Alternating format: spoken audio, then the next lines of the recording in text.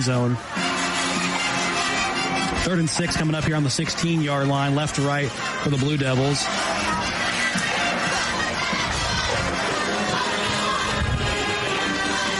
The quarterback, Blaze Neely. We'll have Jacob Cowley to his left. Parker Reno in motion. He wants to get it to Cowley this time. Cowley has a block from Reno. Not going to be enough, but a flag comes out. This will likely against the Blue Devils. With the carry. Flags on the field during the play.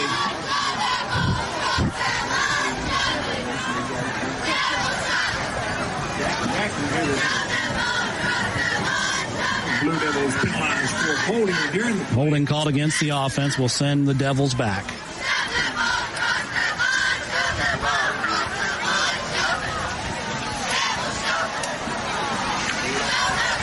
Stand with 1 minute and 3 seconds and rolling here in the first quarter. Scoreless in Kimberly, and of course the Blue Devils have a chance to put some points on the board here if they play their cards right once more. And let's see, we have a whistle again.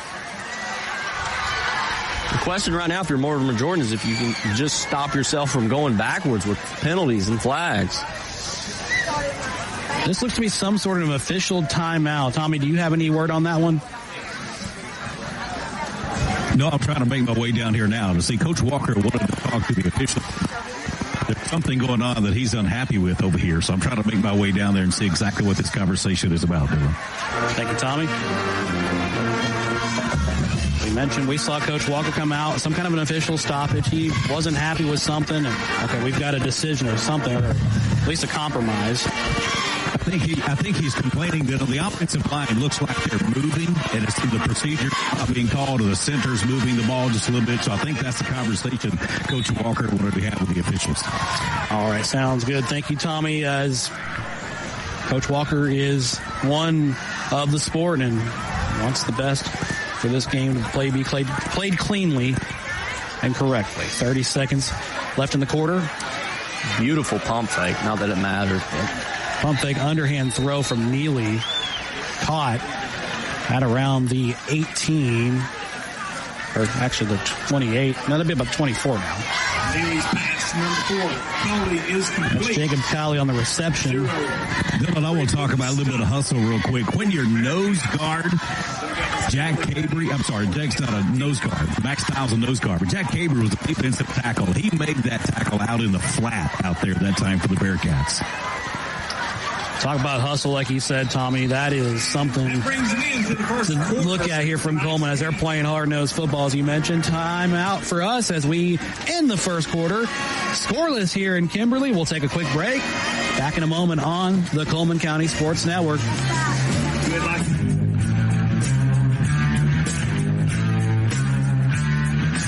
Looking to buy or sell your home? You can trust a team that treats you like family. We're the Warhurst Team Realtors at SR4 Realty, a husband and wife real estate duo with deep roots and unmatched knowledge of the market. We know every corner, every neighborhood, and what it takes to get you the best deal. And our top priority, you.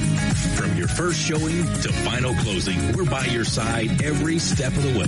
Because when you work with us, you're not just a client, you're family. We're the Warhurst Team Realtors at SR4 Realty. Real estate with heart, hustle, and hometown care.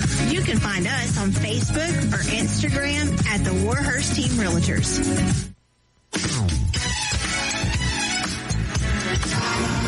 Scoreless here in Kimberly as we come back to Mortimer Jordan High School. Cullman and Mortimer Jordan. We got L.J. Turner with us here, former standout here at Cullman High School. And really quickly while we have you, I know you said you got to get ready to head down to the Alabama game, but Jealous. I know. First of all, you know, it's been great getting to know you, obviously, and know what you've done for Cullman and playing at Cullman. But a lot of people always ask, what's the life after high school like? What has it been for you? Has it treated you well? I would definitely say the life after high school has treated me well. You know, I wasn't a big high school guy, but I would say the sports, nothing's the same out of high school sports. So the life is better, more freedom. But the sports, there's nothing like high school football. So. Amen. Absolutely agree with that. Now, as we have a fourth down play here. Neely's going to pass as incomplete. Hauser's going to blow that one up. Did that one for Jacob Cowley. Turnover on downs for Cullman. While we shift things around real quick, you're transitioning now from star athlete, a great member of this community church, going man, to a hero, so to speak, with your training with the fire department. Oh, yeah. It's definitely a big change, playing football all my life. I kind of found myself in football, so, after I graduated, I had to find what I was outside of a football player, so I'm looking forward to it, joining the fire department, and hopefully just serve the Lord and serve the community, so I'm excited about it. Awesome. Absolutely. Well, as we come back, we have a play from Neal. It's going to get a lot of great yards by some pushing and shoving. An official Zebra got it. Takes a tumble there as he gets in the scrum. LJ, thank you for coming out. I know you got to head to Tuscaloosa and get ready to head down to Tallahassee. Absolutely. Anytime you're welcome to come back and talk Cullman Bearcat ball or basketball, either or. We're glad to have you around here. And I appreciate y'all for having me. And always go Bearcats. All right, thanks, LJ. See you, buddy. Thanks for coming out. Anytime. Come back. Nice meeting you. All right, LJ Turner out of the house here, former Cullman Bearcat standout.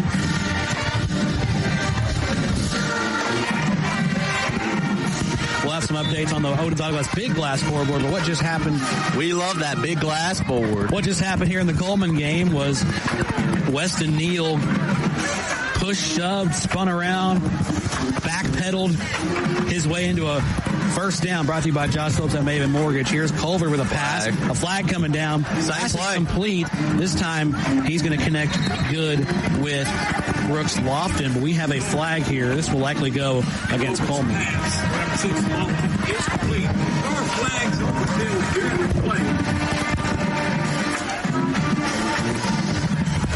We do have some updates coming through from our network partners.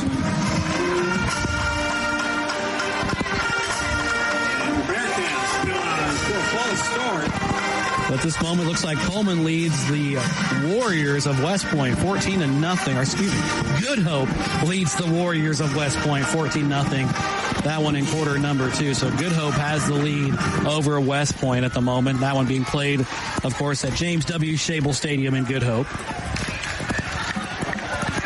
We'll have an update from Fairview once we can get that to you.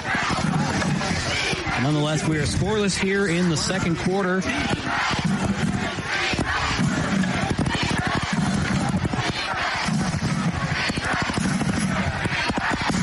First and long for Cullman. As looks like Keel makes a good positive play, but we have 2 flags coming out. Might be offsetting. Tonight's broadcast, of course, is brought to you on the Cullman County Sports Network, live from Mortimer Jordan High School in Kimberly, Alabama, just here in North Jefferson County. But our broadcast would not be able to broadcast to you tonight without the power of these sponsors. Tonight, our sponsors for Friday Night Live, and bringing you this spectacle of Cullman Bearcat football. Our penalty bugs biting both teams now. Our sponsors tonight, Adam Aker and Mitch Chevrolet, Cleaning and More of Cullman, Cox, Stanberry, and Kingsley Attorneys, Cullman Appliance Repair and HVAC Repair, Cullman Savings Bank, Cyber Broadband, Josh Phillips at Maven Mortgage, Lister Hill Credit Union, Merchants Bank of Alabama, Odin's Auto Glass, the Warriors team at SR4 Realty, and Zaxby's. Another flag.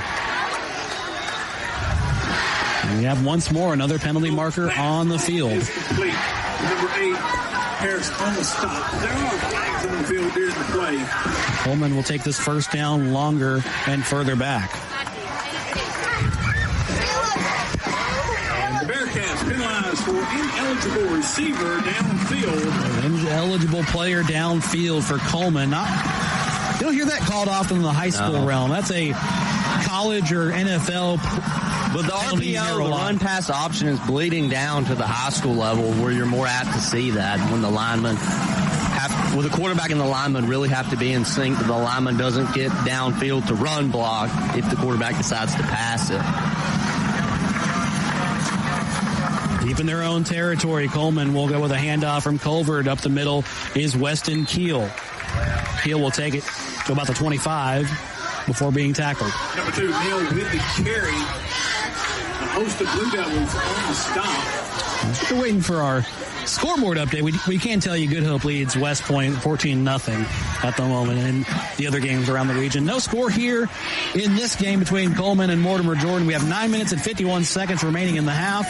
Dylan Deemer, Nick McCarley, Tommy Warhurst on the call with you tonight. Tommy on the sideline for the Cullman Bearcats. He'll give you an in-depth update here in just a moment on what's been going on the Cullman side. Of course, we still have plenty of football here. Second and even longer here. Pass is connected to number 23, Colby Holt, and Holt will take it down almost to the 45. We have a flag down again, this time on the 35. Number 8, Colbert's pass complete for 23, Holt. On the stop for the Blue Devils being Goldsmith. And we were close to the original line of scrimmage on that play, but we do have a flag going against Cullman.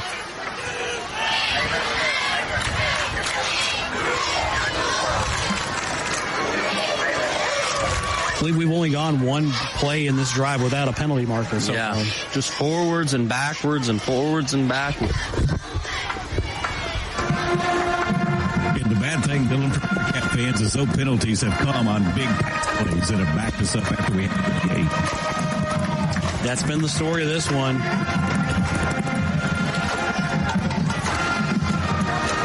We go second and long. As we'll set up shop on the 20. And second and 25 officially. We have the score in that Auburn game for our folks listening out there who may not know. 3-0 Baylor. Baylor went for it on 4th and goal and didn't get it. Questionable decision. At the moment, Fairview leading Springville 14-7 as the Aggies may have gave up one early, but they come back a howling on that one. Cold Springs leading Curry 20-0 in quarter number 1, which is not shocking to me, but impressive to see early. Shout out to Coach Bose and company as Cold Springs is back. Southeastern leading Weimar 8-0 in their game as well. That's your check of your own Auto Glass Big Glass Regional scoreboard. Back to the game here. Flag on the field. Another one. Second down and 25, and Mortimer Jordan will get them backed up further. He called on Cullman before they could even snap the ball. We'll see some football at some point, guys, and you'll get to hear it. Ball start called on the offense for Cullman. With 9 minutes and 9 seconds, it's still scoreless here in Kimberly. So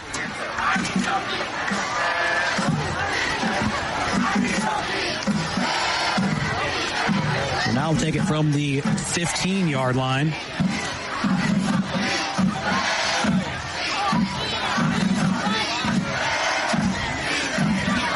High snap for Culver. It's going to hand off to Weston Keel. Keel takes it to the middle to the 20. It's a 5-yard gain for Cullman. High snap for Culver. No flags at the moment. To Weston Keel. Number 2, Neal with the carry.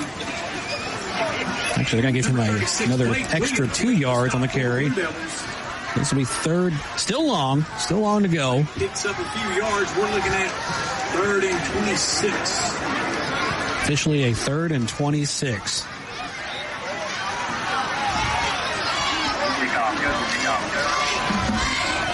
Can you imagine seeing anything aired out here? You got to. I'm going to watch Brooks Lofton at the numbers. Instead, keep it on the ground. Nope. They whistle it dead. As they say, he was overwhelmed on the carry. It will be 4th down. Neal carrying the ball. As he brings it up to the 25-yard line. It looked like he was about to break away for a second, but of course the official decides to rule it dead. Yeah, now you hope your punt team has a better luck than they did on that first punt of the game. Tyler Brock here to punt this one away.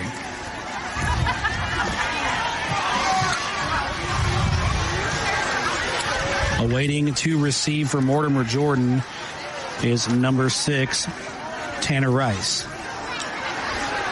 Rice Squib. Going to be a squib kick, and Rice is just going to point at it and say, I ain't touching that. Cullman can tag it down, and they will. Number 18, Tyler Brooks with the punt for the Bearcats. And hopefully we got some word from the sideline there. I'm hearing maybe some chatter. Tommy, are you with us? Yes, still up there. There you are. Now, the logistics of this have been great. We try to get you in here and make you feel part of it. But what are you feeling over there for Cullman? A little frustration offensively. We had some big plays. We hurt ourselves with penalties. We had more penalties on that last drive than we had in the entire game last week. That's one thing that Coach Walker talked about earlier in the week this week was how disciplined we were and no penalties. And so far tonight, we've had a bunch. It has been a dime a dozen with the penalties. We have an open play. Reno, he just hops a guy down to the 40. Big first down pickup for Mortimer Jordan. That one brought to you by Josh Phillips at Maven Mortgage.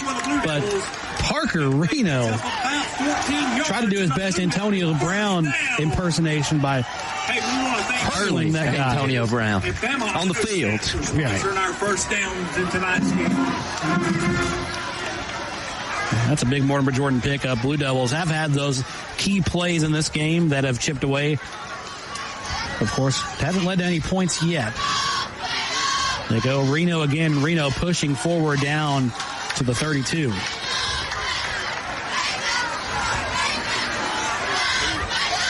Number 40, Reno with the carry. He has been moving like a train through that line. A lot of good runs. Now you're approaching that red zone where they've struggled, though. You got to see if Mortimer Jordan can break through the end zone this time against this Cullman defense. The Blue Devils set up shop from the 32. Second and short. Reno again. Reno has it. Reno busts open to the 20 and down. Number 40, Parker Reno. That's good enough for the Josh Phillips at Maven Mortgage first down tackle. Credit that to Cullman's number 22, or Caleb Hollis. Timeout called. We'll take one with them. Back in a moment on the Cullman County Sports Network.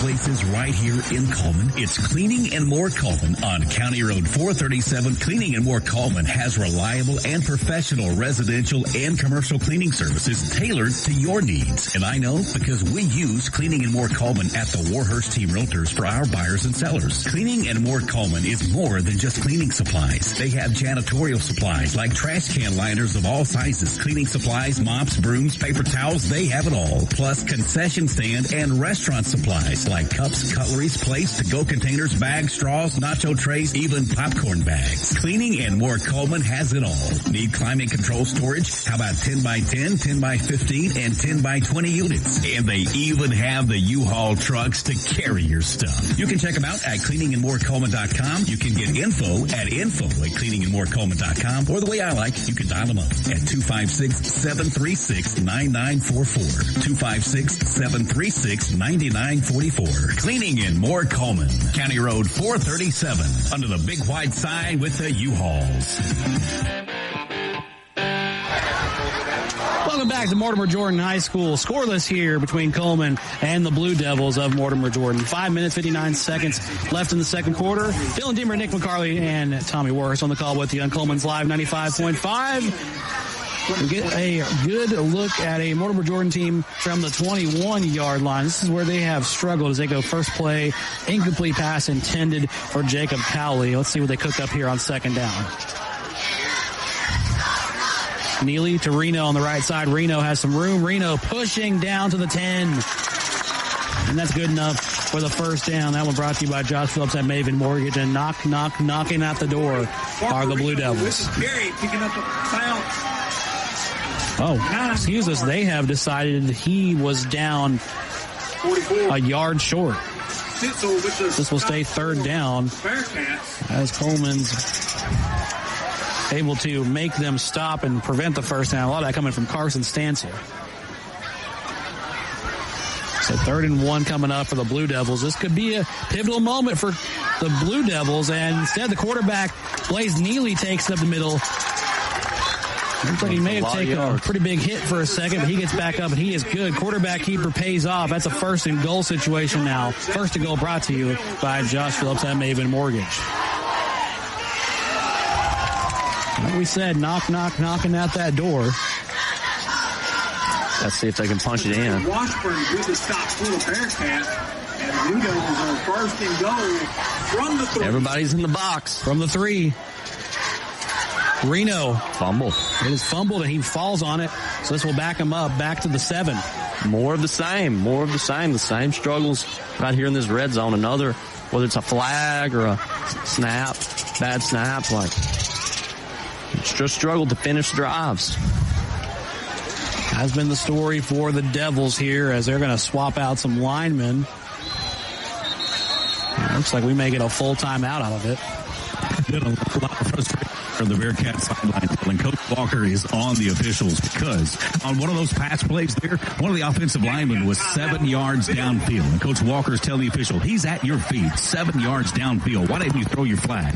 And then on the last play, there was an obvious false start. Nothing there. So Coach Walker on the official to agree with him here too. There's some things happening down here that they're not seeing on the guys in blue that they are seeing when the guys in white just happen to do it. Absolutely right, Tom. We do have a injured Devil, looks like, on the field at the 5-yard line. So we'll step aside for a second while they tend to that.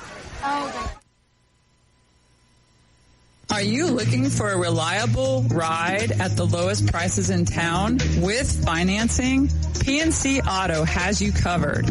Finance options for all credit types, good, bad, or ugly.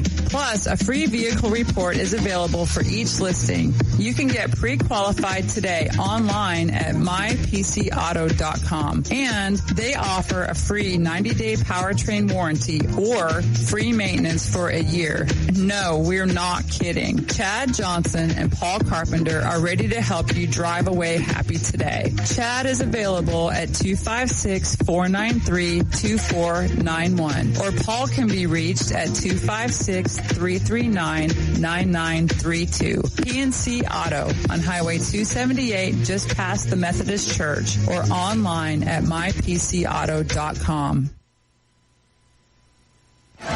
Welcome back to Mortimer Jordan High School as the Cullman Bearcats and the Blue Devils of Mortimer Jordan all tied up here in the second quarter. Scoreless here, 4 minutes and 41 seconds. So update on the player injured for Cullman, or for Mortimer Jordan, Austin Barrett will come off. Listed as an offensive lineman, comes off the field on his own power. Looks like a cramping situation. Hope he gets to feeling better here. Second and goal, pass into the end zone, touchdown Blue Devils. Somebody breaks through this 0-0. Tanner Rice. Blue Devils, number 7, please kneeling, finding number 6, Tanner Rice, open for the Blue Devil touchdown. And now coming up for the first time in this broadcast tonight, an extra point brought to you by Cox, Stanberry, and Kingsley Attorneys. The attempt coming from our kicker, Riley Walker, for Mortimer Jordan. Walker's kick is good. That extra point again brought to you by Cox, Stanberry, and Kingsley Attorneys on the Cullman County Sports Network, brought to you by our sponsors. Number 12, Eli Crane with the hole. In Adam Aker at Mitch Smith Chevrolet, cleaning and more of Cullman, Cox, Stanberry, and Kingsley Attorneys, Cullman Appliance Repair and HVAC Repair, Cullman Savings Bank, Cyber Broadband, Josh Phillips at Maven Mortgage, Lister Hill Credit Union, Guthrie's Automotive Service, Merchants Bank of Alabama, Odin's Auto Glass, Tisha Brewer State Farm, the Wars team at SR4 Realty, and Zaxby's. Dylan, the offensive coaching staff spent a lot of time on the defense talking to the offense about eliminating those penalties on this drive. We'll get the ball back with about 4 minutes, 27 seconds left in the half. Enough time for the Bearcat offense. Listen up before that. Absolutely right. Thank you, Tommy, for that update from down there. We do have an update as West Point is able to put some points on the board. It's 14-7 in favor of the Good Hope Raiders. We do have an update from the County Board of Education's game of the week. Hansville leads Holly Pond 21-14, and Southeastern leading Vinemont 14-8. Cold Spring still leads Curry 20-0, and no score is 7-0 Mortimer Jordan over Cullman. So 7-0 Blue Devils over the Cullman Bearcats as they'll kick this one off, and Cullman takes it up to about the 30. Number 23, Kobe Holt on the return for the Bearcats. That falls out to about the 31. So here we go from the 31 this time, they say. As we mentioned, Fairview leading Springville 20-14 now. We just got an update. Fairview scoring a touchdown against the Tigers. It's going to be an interesting game between Springville and Fairview. So interesting to see that one play out the way it does. Aggies have their hands full tonight. So does Cullman. They have a flag down. Of course. As Culver attempted to hand that one off to Weston Keel, but of course being blown dead before he could even get there. Snap. Bearcats score.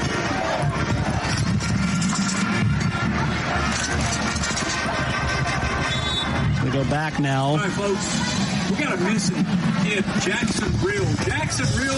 4 minutes, 19 seconds. 7-0. Mortimer Jordan leads Cullman.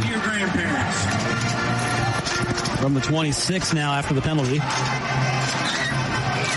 I do see a lot of movement from Mortimer Jordan, but Cullman not going to answer with the same thing. Keel up front. We'll get about a yard on the carry through the middle of the tackles. Good for about 2 on the carry. Second and long still. As they need 14 yards here with 4 minutes to go in the half. The Odin's Auto Glass halftime show coming up in just about 4 minutes here in game time, as we will have both bands from Mortimer Jordan and Cullman up front for you, listening live here on Crystal Clear FM radio. We come back to the offensive set for Cullman. Colvard will roll out to his right. Strikes it downfield. Intended that one downfield just for number 12, Asher Drake. Bodies. Threw it into traffic there. Intended for Drake. Drake could not haul it down. We'll have to probably cook something up similar.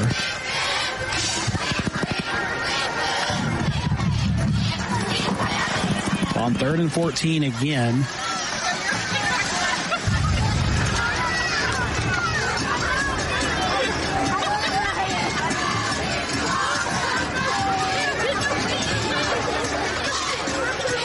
See if Cullman can get this drive off successfully here. They do. Culver to pass. Has it tipped. Incomplete. Intended that one the way of Lofton. And Brooks not able to bring that one down. So it'll be 4th down coming up the Bearcats, and they will go back into punting formation. Sending out to punt Tyler Brock. Back deep for Mortimer Jordan will be Tanner Rice. 18 set the punt for the Bearcats.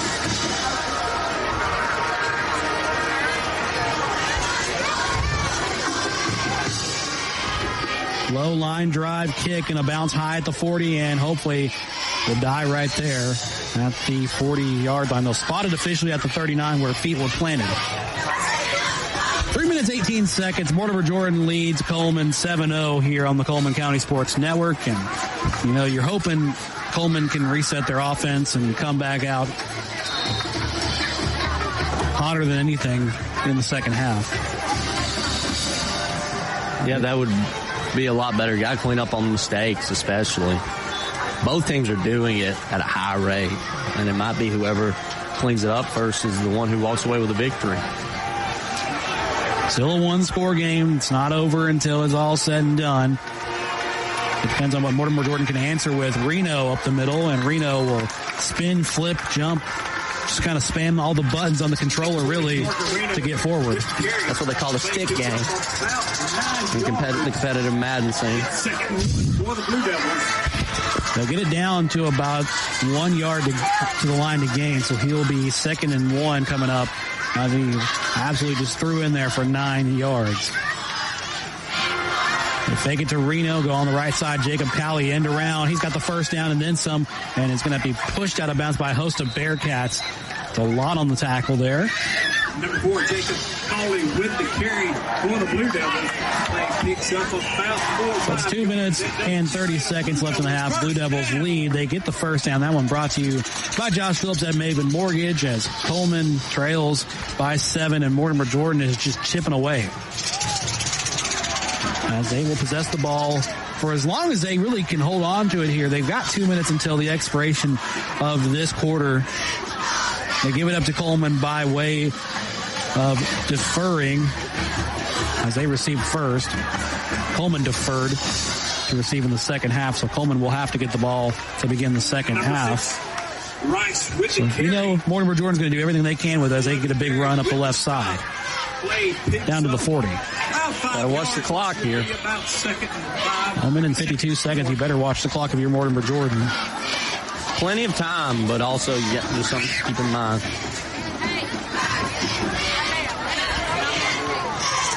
So the 7-0 lead going into halftime is cool. A 14-0 lead going into halftime is even better if you're the Blue Devils. Not so much if you're Cullman. Cullman will do everything they can to stop that from being the case. The quarterback, Neely, throws downfield, is caught, connected. He's open, spins, and down to the 5.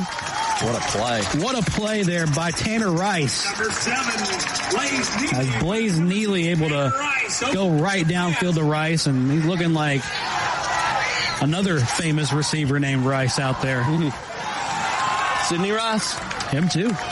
He was a good player for your Vikings for a little bit. I was thinking more Jerry. Yards and a Blue Devil first down. A minute 20 to go, first and goal. That first down brought to you by Josh Phillips at Maven Mortgage. As they officially spot Rice at the 6. Jacob Cowley in motion. He'll get the handoff on the left side. Has to cut back inside. He's going to lose a chunk as he's down to the 15. As the play is absolutely just blown up by Camden Dye for Cullman. Yeah. Number 25 Dye with the stop. Chases him down, tackles him, and brings him down to 15. And like you said, a miscue for Mortimer Jordan in this side of the field is not uncommon. Shades of that Texas-Ohio State game. You got to be very careful going outside when you're this close to the end zone. Because there's a lot of ways to go backwards and only a little ways you need to go forward. Well, there's only one way you can go, and it's to the end zone, hopefully, if you're Mortimer Jordan, because you want to come out and have that possession lead over Cullman coming back into this one. At the moment, Cullman scoreboards, the Old Douglas Regional scoreboard across Cullman County will tell you that Hanceville and Holly Pond is getting interesting, 20-21 in favor of Hanceville, as you know, everybody's kind of been on Hanceville's bad side, saying, well, they're not going to do much this year. They've kind of thought the same about the Broncos. The Broncos have brought it within 1. Right now, Fairview leading Springville 20-14. Good Hope leading West Point 14-7. Good change here in this one with 1 minute to go here on second and goal. Super long, though, as Reno will go to the right. Reno has a move, has a block. Oh, he's going to get chopped at the 10. And Reno is, he's heated. 13 Willingham with the stop. And Tucker Willingham in there for Cullman, able to make a good play. But Parker Reno was obviously heated. Yeah, Reno's hobbling right now, gentlemen. They're monitoring that. He is hobbling. They call a timeout. Maybe to take him out to rest him. Yeah, he really got blown up on that last play. Came in there and really put a lick on the field. Cullman charged back this time out. Another big defensive stand right here for the Bearcat defense. Another third down. This will be huge because we'll have a chance at halftime to some of the miscues on the offense and get the ball back to start the third quarter. Couldn't say it better myself, my friend, as Cullman will just have to take what they get back in the first, or in the second half rather, and just kind of turn it in for something good. It's 7-0 Mortimer Jordan as we come out of the halftime huddle here in just a second. We're going to have to substitute Reno out if he is not favoring that leg a little bit, as we'll see what Mortimer Jordan can answer with. They have 27 seconds with the ball left. On 3rd and goal, they have an opportunity to score and have that momentum lead over Cullman going into the halftime locker rooms, have that talk with coaches. And I know from Coach Walker, I'm going to fire these boys back up. Yeah, got to clean it up.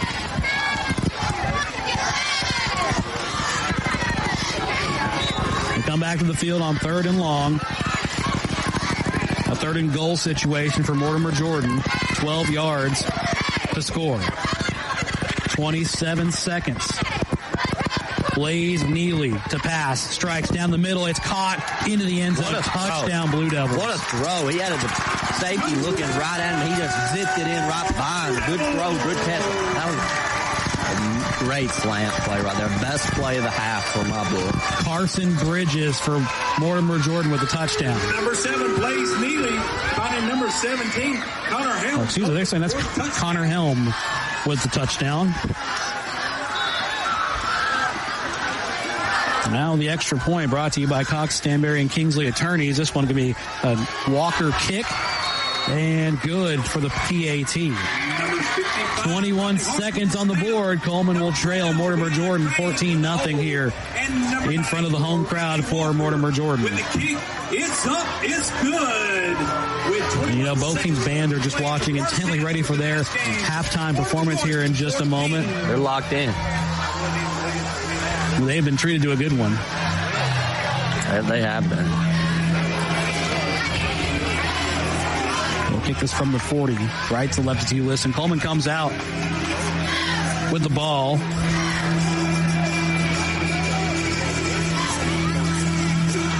In the second half, but they do get 21 free seconds to try to make a play out of it and hopefully make their climb out of this hole a little better.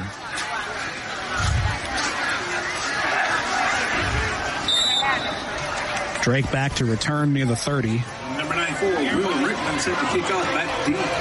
Also nearby.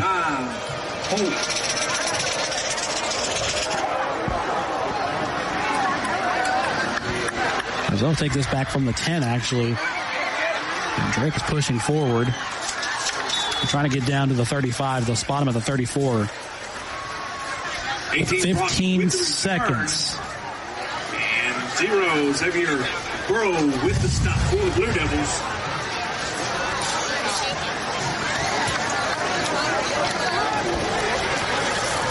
$15 seconds officially left in the half, and Cullman trails by 2 scores here going into halftime. We will probably see some last-minute heaves here. As quarterback fakes everybody out for a second. Thought he was going to run in and try to throw it. Instead, he goes up the middle, and they're going to bleed the clock a little bit more. Number 2, Neal with the carry. It's going to be a carry up the middle by Weston Keel. Stop for the Blue Devils. A 2-yard pickup, and that will expire the half. And that play brings us to halftime. So at the moment, Mortimer Jordan will lead 14-0 going into halftime. You're listening to the Oden's Auto Glass halftime show, brought to you, of course, by our friends at Oden's Auto Glass. 40 years in business in Cullman. Oden's Auto Glass knows what they're doing when it comes to windshield repairs and replacement. You can trust the folks at Oden's Auto Glass to take care of you all the way home. Oden's Auto Glass, you can call them 256-734-2800, or you can visit their location on Highway 31 in Cullman. We trust them to be our sponsor for this halftime show, as we trust them to take care of our vehicles. Oden's Auto Glass is a proud sponsor of the Cullman County Sports Network and a proud sponsor of Cullman County Athletics. We send you down to the field for both bands between Cullman and Mortimer Jordan. We'll start out with the home team band in Cullman.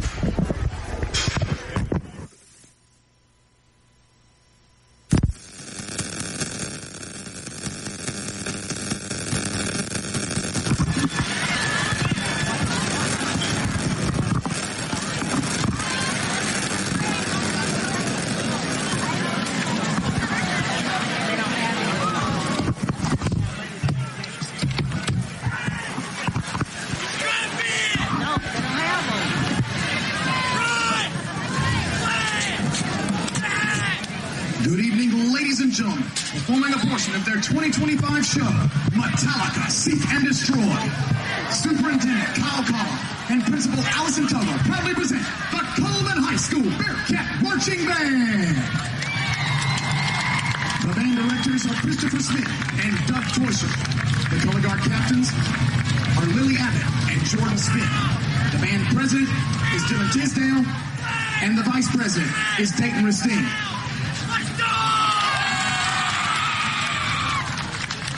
The band is under the field command of Drum Major Eli Bryant.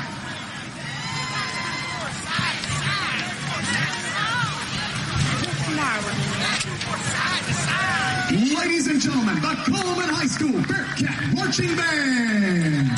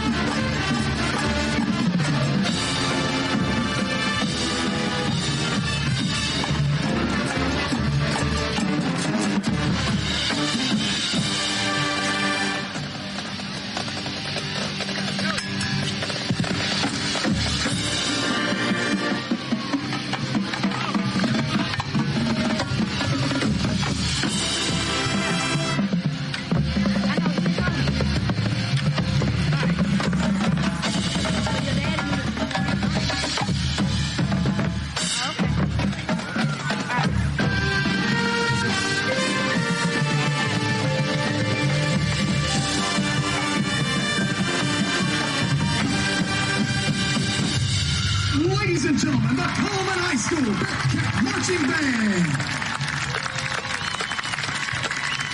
We would like to thank our outstanding Cullman band boosters and their president, Amber Howe, for their continued support of our band program. Welcome back in to Jimmy Trotter Stadium here on the campus of Mortimer Jordan High School. It is halftime of the Cullman County Sports Network. I'm Tommy Warhurst. The Mortimer Jordan Blue Devils lead the Cullman Bearcats 14-0 right now. You just heard the sounds of the Cullman High School Bearcat Marching Band. Coming up at the end of halftime, I'll run back down to the field and visit with Cullman head coach Trent Walker, get his thoughts on the first half. It seems like our defense held their own. Offensive miscues kind of hurt us so far in the first half. Back in a moment with more of the sounds of halftime here from Jimmy Trotter Stadium here on the campus of Mortimer Jordan High School as Friday Night Live continues on the Cullman County Sports Network. Live 95 is brought to you in part by Merchants Bank of Alabama, a division of South Point, now with several locations across the state, but still located in the heart of Cullman County. They are a proud sponsor of Cullman Community Radio on Live 95. Merchants Bank of Alabama, a division of South Point, equal housing lender, member FDIC. Guthrie's Auto Service has been providing quality automotive service since 1985. Located in Cullman on Eva Road, just north of 157, Guthrie's Auto Service is a AAA approved and Napa Auto Care Center, meaning their repair work is warranted up to 3 years or 36,000 miles. And because they're part of the Napa Auto Care Network, their work is also warranted at over 14,000 Napa Auto Care locations across the country. Terry Guthrie and his team are award-winning, collecting Napa's Auto Care Center of the Year for the Nashville Distribution Center and a People's Choice Award in 2020. More information is online at Guthrie'sAutoservice.net. Powering the good life. That's what Cullman Electric Cooperative does. Reliable, affordable electricity to keep your home running and Sprout Fiber Internet to keep you connected with blazing fast Wi-Fi for home, school, and work. They are proud to support the student athletes, cheerleaders, and band members who bring energy and pride to our community every single day. Cullman Electric Cooperative and Sprout Fiber Internet, powering the good life. In 1952, 7 men at an aluminum plant banded together and started Lister Hill Credit Union with only $5 each. Today, more than 92,000 have joined us, continuing the legacy of supporting themselves and the community through Lister Hill. It's all about we and what we can do together. Cullman Appliance Repair is now Cullman Appliance and HVAC Repair, now servicing your heating and air needs as well. Servicing most models and brands, they can be found on Facebook or Google for those appliance or HVAC repair needs. Proudly supporting Cullman area athletics and collegiate football. When that appliance or HVAC system frustrates you and you're in need of a repairman, Robert Brantley and his team are ready to help. They're available via call or text at 256-507-3415 or on Facebook, Google, or online at CullmanApplianceRepair.com. Alabama HVAC number 22238. Founded in 1887, Cullman Savings Bank serves the people of Cullman with a full line of banking services. One of those services is their Legacy Checking Account, available to those 50 plus, military, teachers, policemen, and firefighters. It features no monthly service charge, interest earned on any balance, free paper or e-statements, and 2 free boxes of checks per year, along with other features. You can stop by any one of 4 convenient locations and ask them about the Legacy Checking Account, or visit www.cullmansavingsbank.com for more information. Cullman Savings Bank, equal housing lender, member FDIC.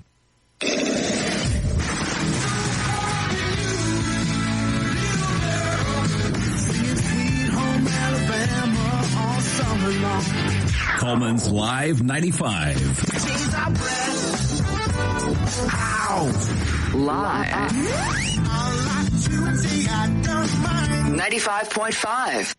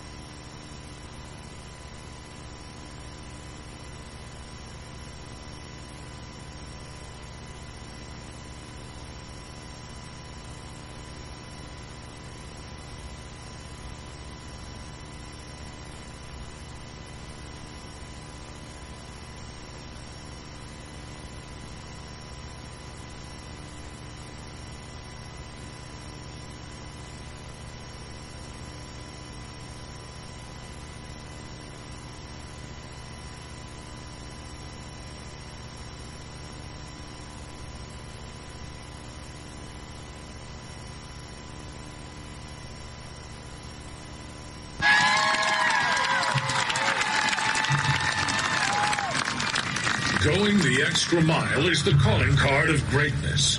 It represents the wisest choice among many alternatives.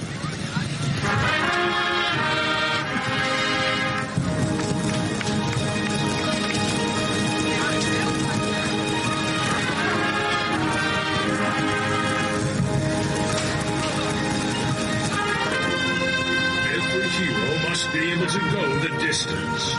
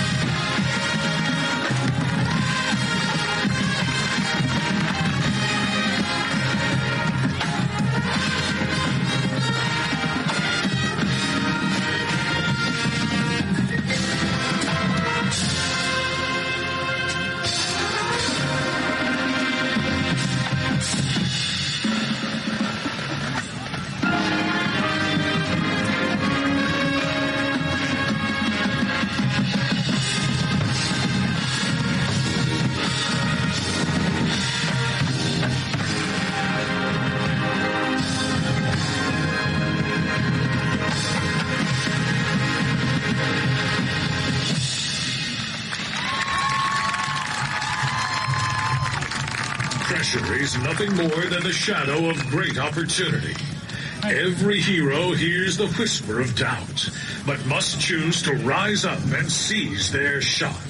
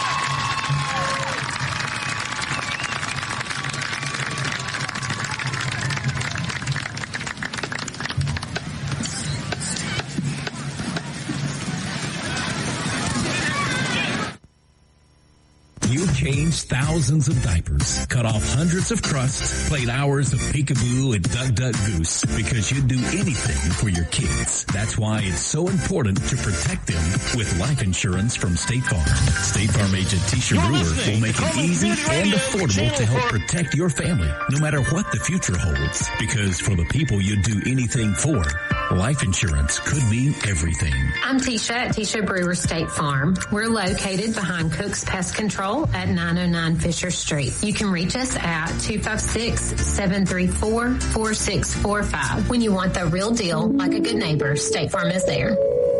Cracked windshield? Don't wait. Call the pros at Odin's Auto Glass in Cullman. From chips to full replacements, Odin's gets you back on the road fast. With honest prices, top quality glass, and service you can trust. Locally owned, family run, and proud to serve Cullman and North Alabama for over 40 years. Odin's Auto Glass, where safety meets service. You can call 256-734-2800 or stop by their location on Highway 31 North in Cullman. Odin's Auto Glass, we'll see you through it. Proud sponsors of the Cullman County Sports Network. At Plus One Heating and Air, we believe in more than just fixing your HVAC system. Our team of skilled technicians is dedicated to providing top-notch service with a smile. Whether it's installation, repairs, or maintenance, you can trust Plus One Heating and Air to get the job done right the first time. I've never experienced service like this before. Plus One Heating and Air not only fixed my heating system promptly, they also ensured everything was running smoothly. They truly care about their customers. So when you're in need of heating and air services, remember the company that's willing to walk that extra mile for you. Plus One Heating and Air, where trust meets exceptional service.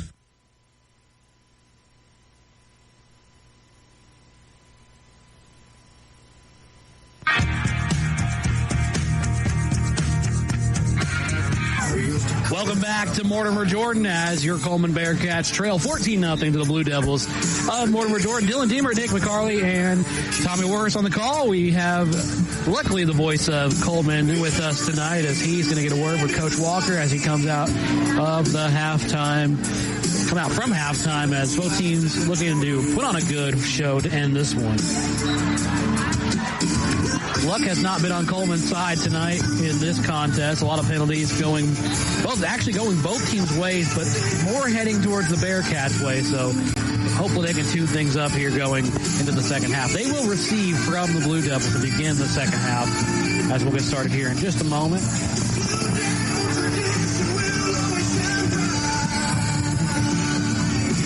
I think we're hearing what I thought was a really well-known country song. This is one of those AI creations, isn't it? Yeah, that surprised me. The technology, man. It's a wonderful thing. Sounds good. Well, we should have a word with head coach Trent Walker here in just a second as both teams making their ways out. Staff filing out right after them.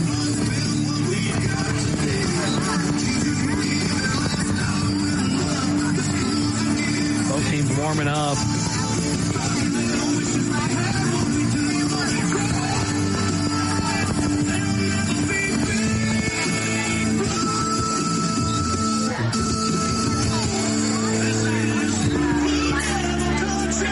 I'm just really enjoying this music, really.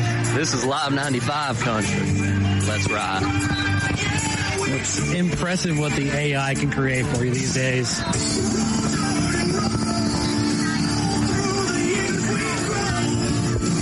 And as we get ready for both teams to make their ways out, Mortimer Jordan warming up to our left, Cullman going through their progressions to our right. Cullman will receive the kickoff to begin the second half.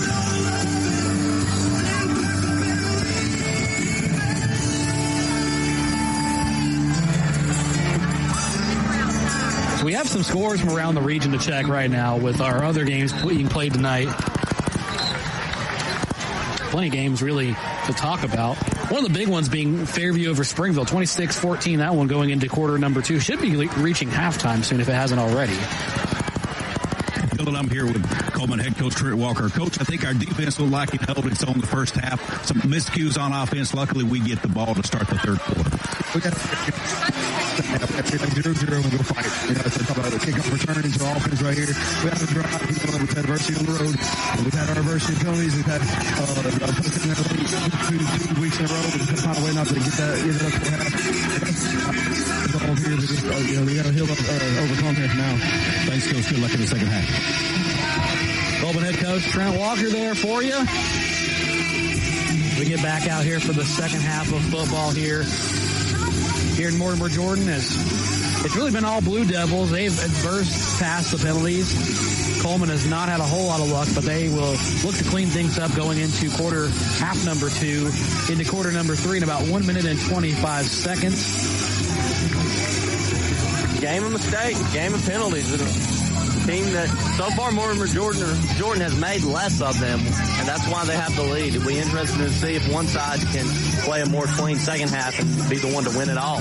Holly Pond leading Hansville 34-29 as the Broncos gallop back take the lead going into halftime. Fairview country. That's right. Fairview leading Springville 33-14 at halftime. Vineland Trail Southeastern 22-14. Cold Springs leading Curry 20-7, and that's what we have going on in our region. That one brought to you by the Odin's Auto Glass, a Big Glass regional scoreboard. If you listened to the Odin's Auto Glass halftime show earlier, we presented you both bands from Mortimer, Jordan, and Cullman. They put on a good show. Cullman doing what I believe was a Metallica type thing, while we had a very heroic Mortimer, Jordan, Marvel, Disney, what may be kind of deal in their halftime show. Definitely a contrast. Very much. You don't see those two stages ever cross paths a whole lot. I mean, Metallica was in Stranger Things. That was close.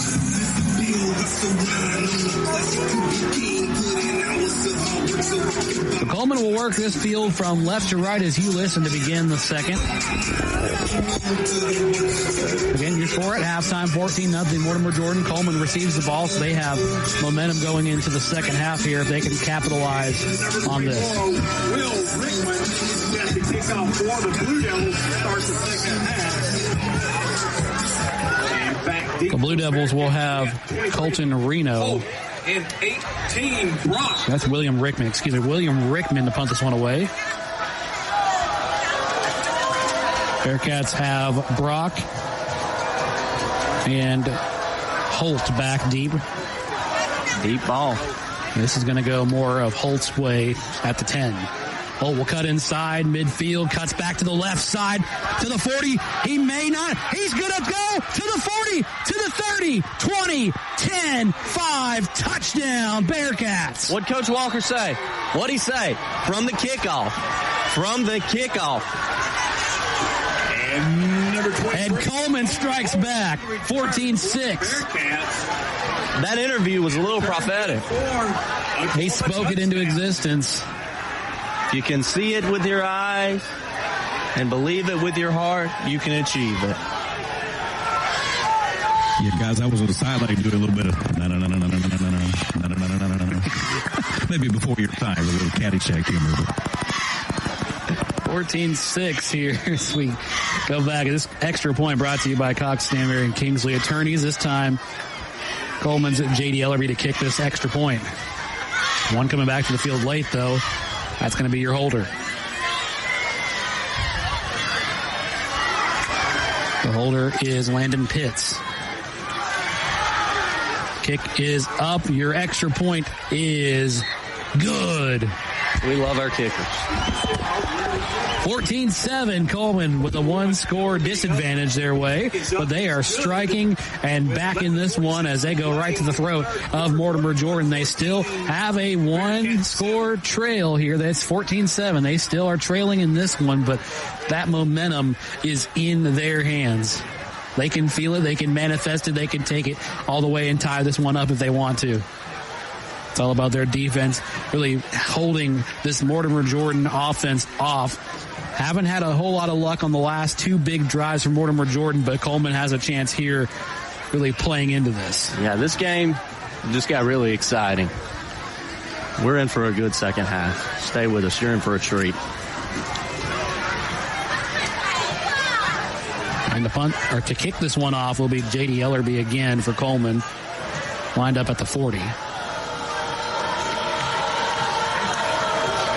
Host the Blue Devils back deep.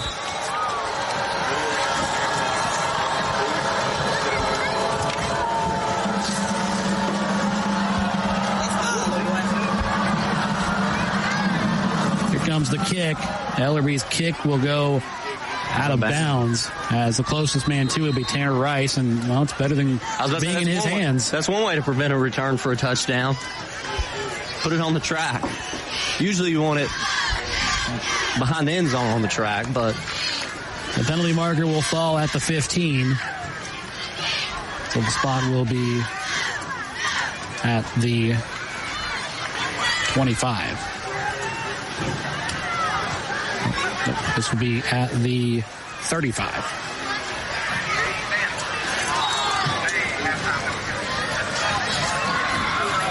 Blue Devils on offense with 11 minutes and 46 seconds here in the third quarter. As Cullman came out, went for the jugular. Here's Reno up the middle. Reno going to get two, maybe two on that carry. Number 40. Big part of that play is Cullman's number 0, About a yard, it's 2nd and 9. Jack Cabry.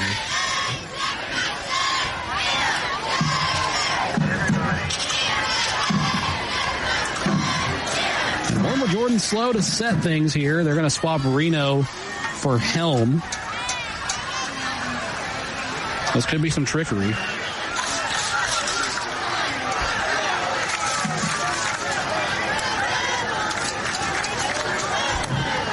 Reno stays in near the numbers. They're going to probably look his way. The quarterback, Blaze Neely, under pressure, will step up, throw, has a man downfield. It is caught.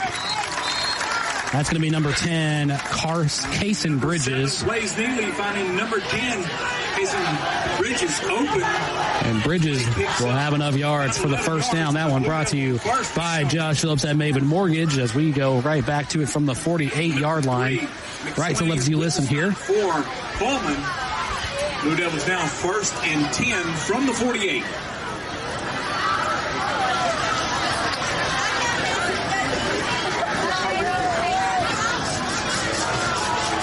Let's see what Cullman can cook up here on defense. They're going to have to stop this attack from Mortimer Jordan.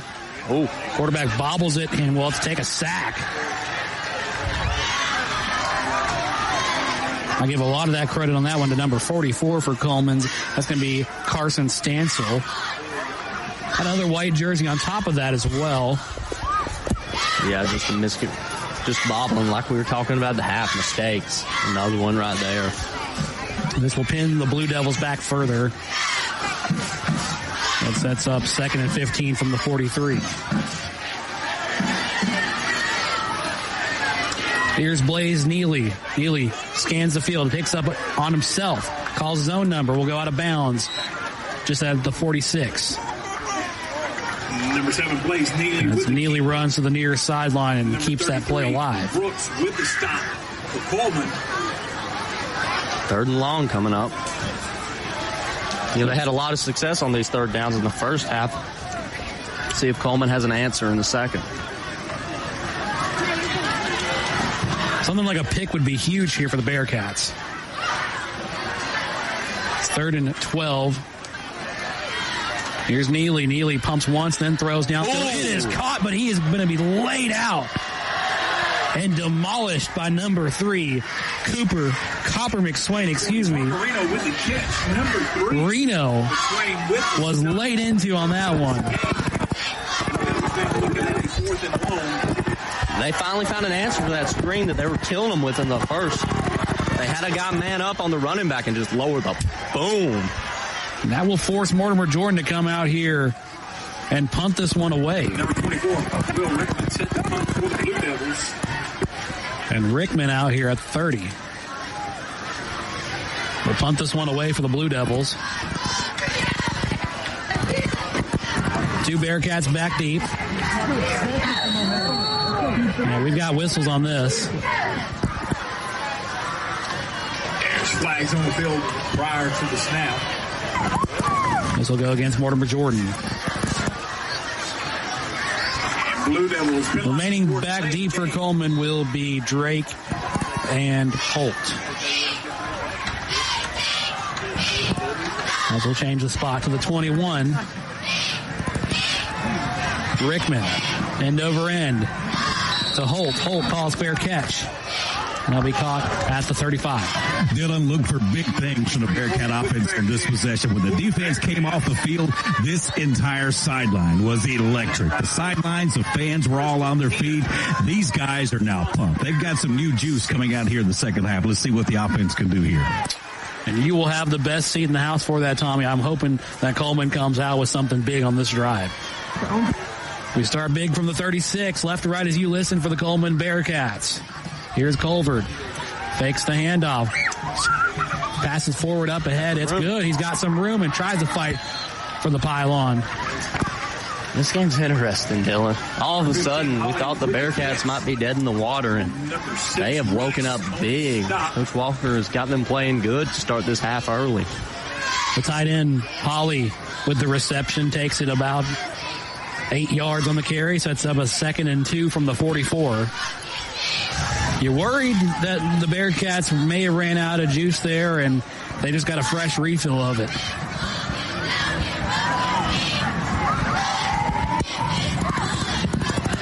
Here we go on 2nd and short. Colvard passes downfield, has a man. It is nearly picked. Oh! It is picked off. Mortimer Jordan has the ball. Oh my, that's one of the most second effort plays. Interception by the Blue Devils. He knows he isn't going to catch it, so he throws it up to his man. That was amazing. Jonah Carroll was the recipient of the tip. For the Blue Devils. And it's a turnover to Mortimer Jordan.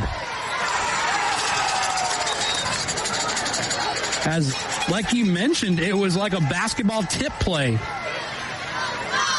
He knew he wasn't going to have anything. He was heading for the turf. He flung it back up to his buddy, and his buddy made a play. And, of course, the officials are going to talk with Cullman's coach here. As we'll see if we get some kind of a ruling or something going on. See what kind of clarification Coach Walker is seeking. That was amazing. You don't see that often. That should be a Sports Center play. Yeah. The deflection. If you look like he was playing one bounce in basketball. Just going up and setting up his teammate. This will be remaining with the Blue Devils. As there was no flag or no injunction coming out. Reno with it up the middle. Reno barrels for the 40. Looks like he will be at the line to gain. The line to gain being the 38. He tried to stretch out for the 38. With the stop, play picks up 9 yards. This should be first down. This is first down. Correction, picks up 10 yards. A 10-yard carry from Parker Reno from Mortimer Jordan is the first down play. That one brought to you by Josh Phillips at Maven Mortgage. I knew he stretched out for the line to gain, and they weren't giving it to him at first. Finally, they decided to give it to him. Devils go right to left. So you listen, 6:40 to go. They lead by 7. It's Parker Reno again. Reno cutting up through the middle and nearly tripped up. Had a scare with him in the first half. Thought he was going to end up being seated for this game. Comes back out. 33 Brooks with the stop. Play picks up about 9 yards. It's another 9-yard pickup for Parker Reno.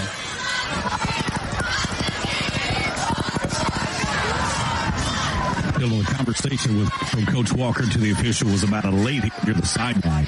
Morgan Holly was kind of hit down low near the sideline. Play was over. It came off the field a little bit shaken up. Holly's fine. It was happening with the officials. It's always good news to hear when a player takes a late hit. He is okay, as Morgan Holly was okay. Didn't get a ruling, of course, going Walker's way. As we get a first down play by the quarterback, Neely on a keeper as he scrambles around, slides down at the 26. Picks up about 4 yards. As a first down play, that one brought to you by Josh Phillips at Maven Mortgage. Timeout called on the field. We'll take one with you. We'll be back in just a moment. Your score again, 14-7. Mortimer Jordan has the lead. Hey, Cullman fans, when it's game time, it's pizza time, and nobody brings the flavor like Pasquale's Pizza, a Cullman tradition with the original recipe since 1968. We're talking fresh, made from scratch dough, zesty signature sauce, and a mountain of melty cheese. Still made with the same recipe you've loved for over 55 years. You can dine in or carry out and taste the hometown tradition that's been winning since day one. Pasquale's Pizza, a Cullman tradition, and still making it the way we used to, because that's how Cullman likes it.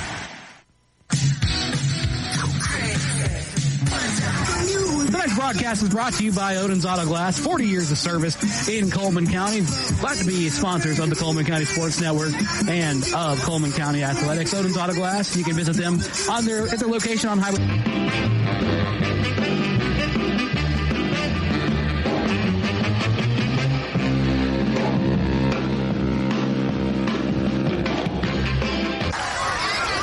Here is Neely, the quarterback, steps up with a throw, strike to the middle, and incomplete. They had it, just timed it by the receiver by a hair. Intended that one for Tanner Rice. A little low as well. Still would like to have it. So this quarterback, Neely, has been a pain in the butt for Cullman all night. But one of my favorite things to see from him is he's got a nice underhand throw. He does. Able to punt fake, keep them on their feet, doesn't know which way he's going to go with it, and then heaves it. This time he goes on the right side with a screen pass to the far sideline. Picks up about 2 yards on the carry. Number 6, Rice open. That's Rice again. Number 25 down on the stop. Substituting out. Kids, if y'all been playing football in the stadium tonight, had your football taken away from you, they have them in the concession. Reno's coming back in. So go down, claim your football after the game. What? Okay, guys, I need a minute. Our country was built on kids playing football on the sides of football. Yeah, I knew you were going to hear that announcement. That's on the side. Like you're about to hear a rant, so just get ready. Like, third down. Guys, I don't know what's happened in this country, but kids should be allowed to play football on the sidelines of football games. And I will die making that point. Let them play. Hashtag let them play. All right, from the 32-yard line, under 5 minutes to go, third quarter. 3rd and 9, Blue Devils. They got to hurry up. 8 seconds on the play clock. They do get it off. Neely under pressure. Neely swarmed up. Neely tackled and sacked. I'm sorry, I thought this was a man. You're right. And a host of Bearcats swallow up. Braxton Brooks being the main one on the assault on Neely. Looking at a 4th and 9. Correction. 4th and long. So this is pretty much the answer Cullman was hoping for. Barring, of course, a 4th down miracle. We'll get a little longer. Looks to be a flag down. Flag on the play. Ball star called against the offense. Will be 4th and long. So I think any plans, if you were going to go for it, probably just ended right there. Yeah. Just pooch punt it. Pin them back. Your defense has played really good tonight.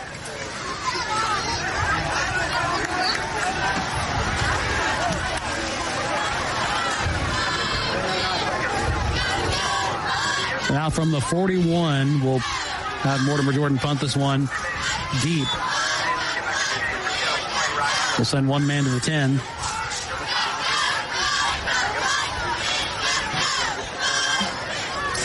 And it's going to go into the end zone and out of bounds. So a touchback coming.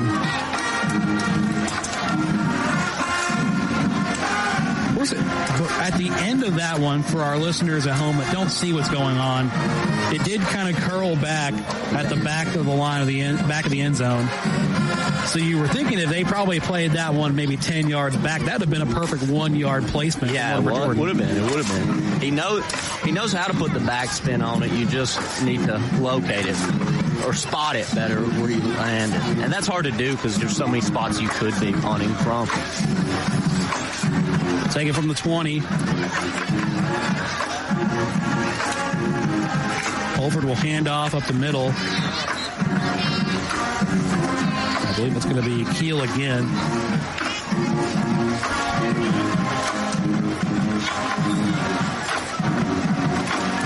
They'll set up a 7-yard pickup for Cullman. 2nd and 3 coming up here from the 27. They got 3 minutes and 41 seconds in the third quarter. They trail by 1 score.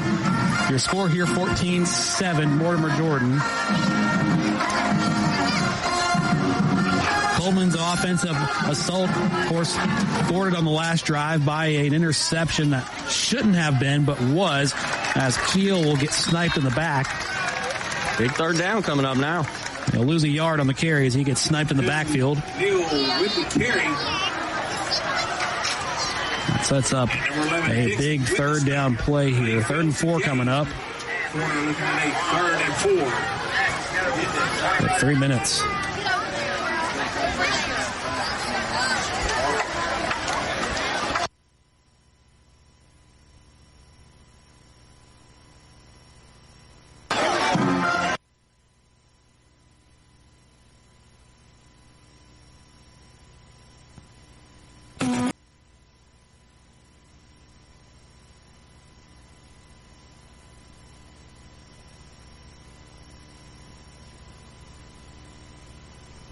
Haven Mortgage. From the tip of the J here in Mortimer Jordan.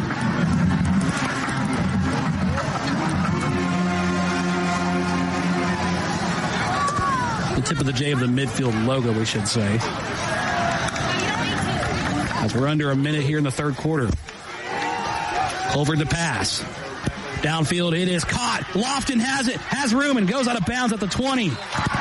And Cullman with a big pickup. Another good pass play. As they find the tight end again. 44 seconds. They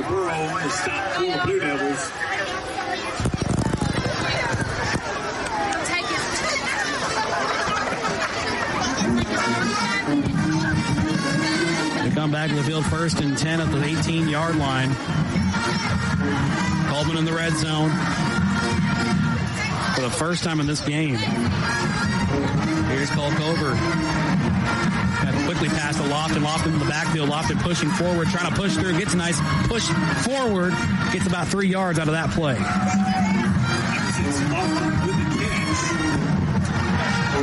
2nd and 7 coming up for Cullman. 10 seconds. 9, 8, 7, 6. Time will expire in the third quarter. Get your 4s up, ladies and gentlemen. Get your 4s up, ladies and gentlemen. It means something to us. Therefore, we cannot stand still. At the conclusion of the third quarter, your score 14-7 Mortimer Jordan, but Cullman knocking on the door. They have a chance to tie things up and make this a little more interesting. We will take a break and get ready as we end the third quarter, and get your 4s up because it's time for the fourth quarter on this one. We'll be back in just a moment.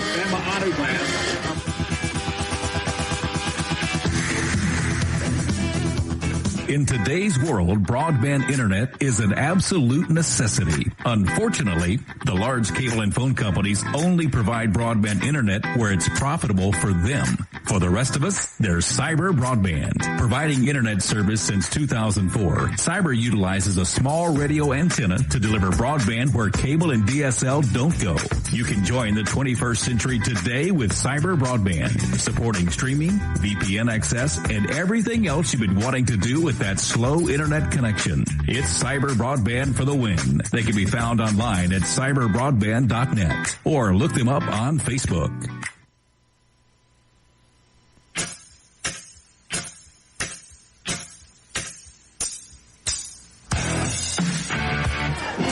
Welcome back to the fourth quarter of this one. Cullman and Mortimer Jordan on the Cullman County Sports Network this week. They trail by 7. The Bearcats have the ball as they push from right to left as you listen now with 12 minutes on the board. Cullman looking to tie things up here. Big chance for them here in just a second. We come back into this one. Cullman has really just came back in this one. Thought for a while we didn't know which way it would go. It was looking more Mortimer Jordan, but the defense stepped up for Cullman. The offense took the initiative as well. We could be very close to a tie ball game. We're playing 2nd and 7 from the 15-yard line. Cullman with a chance to knot things up. The quarterback is Colbert. He's going to take the snap. He's going to hand this one off to Keel on the left side. Keel has a lot of room. Push it forward to the 5. The truck stick. He got him down, but that defender paid for it. See Weston killed at 125 over that Blue Devil. He's not a very big guy at all. He's only 650 pounds, so he ran over one of the Blue Devils out there. And they'll spot him at the 7 with time wasting away 11 minutes and 38 seconds. Cullman knocking on the door. They get the first down, first and goal situation. That one brought to you by Josh Phillips at Maven Mortgage. And they go with a larger set this time. Cullman's going to use Chance Hausler on the play. Didn't gain much, if any. And the wall of blue holds up. You know, these soccer lines they have painted on this field, there's a yellow dot out there. And I keep thinking that's a flag on the ground. They've got one on both sides. I noticed that earlier in the game. I thought maybe there was something on the field. Maybe an official dropped a flag. Nope, that is a soccer marker. As this is a multi-purpose field here at Mortimer Jordan. Second and goal. Quarterback throws it wide open. Touchdown, Bearcats. They're an extra point away from tying this thing. The rollout's killing you for Mortimer. And we are an extra point away from tying this one up. Guys, we got the big set. Ran the ball the first time. We don't think we're going to run it again. And Morgan Holly slipped right out there in the flat of the end zone, and Colt Colbert caught him for the touchdown. An excellent play, excellent execution by both Colbert and Holly. The extra point brought to you by Cox, Stanberry, and Kingsley Attorneys. It is going to be an extra point. That is good. That one by J.D. Ellerby. We are all tied up, 14 apiece. Wow. Just like that. We're tied at 14. Business has just picked up, ladies and gentlemen. It is a tie ball game inexplicably. Tonight's sponsors of Friday Night Live are glad to bring you this absolute masterclass of a football contest played here in northern Jefferson County. Brought to you by Adam Aker, Mitch Smith Chevrolet, Cleaning Moore of Cullman, Guthrie's Auto Service, Cox, Stanberry, and Kingsley Attorneys, Tisha Brewer State Farm, Cullman Appliance and HVAC Repair, Cullman Savings Bank, Cyber Broadband, Josh Phillips at Maven Mortgage, Lister Hill Credit Union, Merchants Bank of Alabama, Odin's Auto Glass, the War Team at SR4 Realty, and Zaxby's.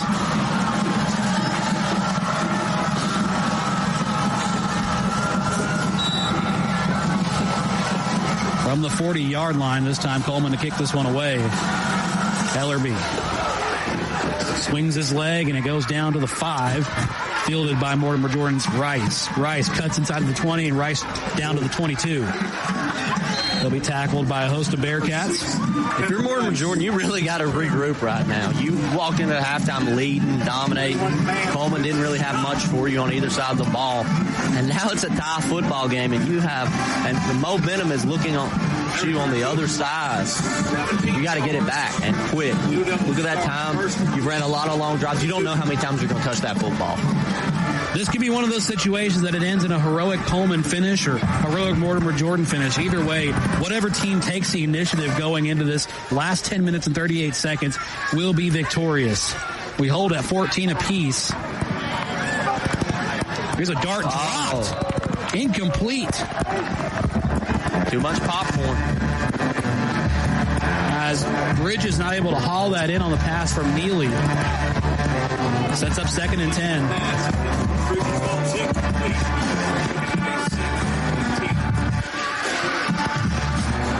You can hear the Cullman band getting warmed up and hyped up here for their team as their defense has stepped up.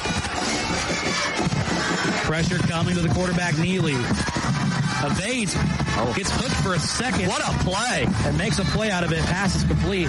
Neely has a phenomenal feel in the pocket. Like his ability to just stay alive. Like you thought the defender get him. He moves around, but his eyes never drop to run, man. They're always up looking for that receiver. He's made several plays where you think, he could just take off and get like 5 yards. And then he'll get 10 on the throw. He's a really good player.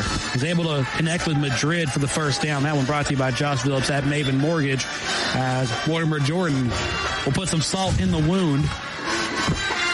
Neely to Reno. Reno galloping through. Reno stays on his feet. Reno cuts to the left, and he's going to be tackled hard. This is probably going to come back with some remarks, of course. Number 44. Flag is down. Flag's way back there. During the play.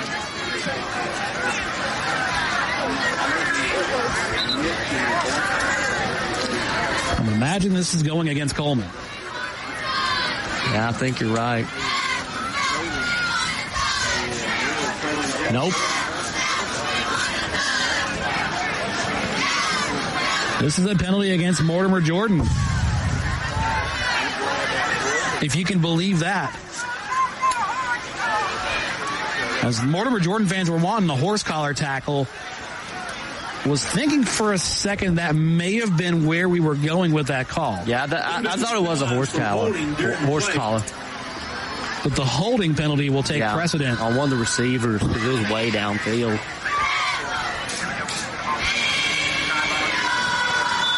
This will be against the Blue Devils. First and 7 to go here with 10 minutes on the board. It's Reno again. Reno has the first down and then some, and tackled at about the 45. He just does the same thing, same result, almost the same spot. Play is good for the first down.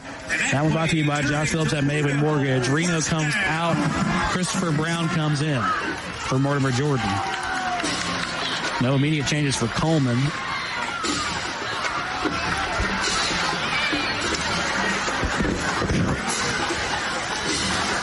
Of course, they are playing with their backs to the wall here with 9 minutes and 33 seconds. Tied 14 apiece. Here is Brown. Brown is cutting through, and it's about a 6-yard pickup.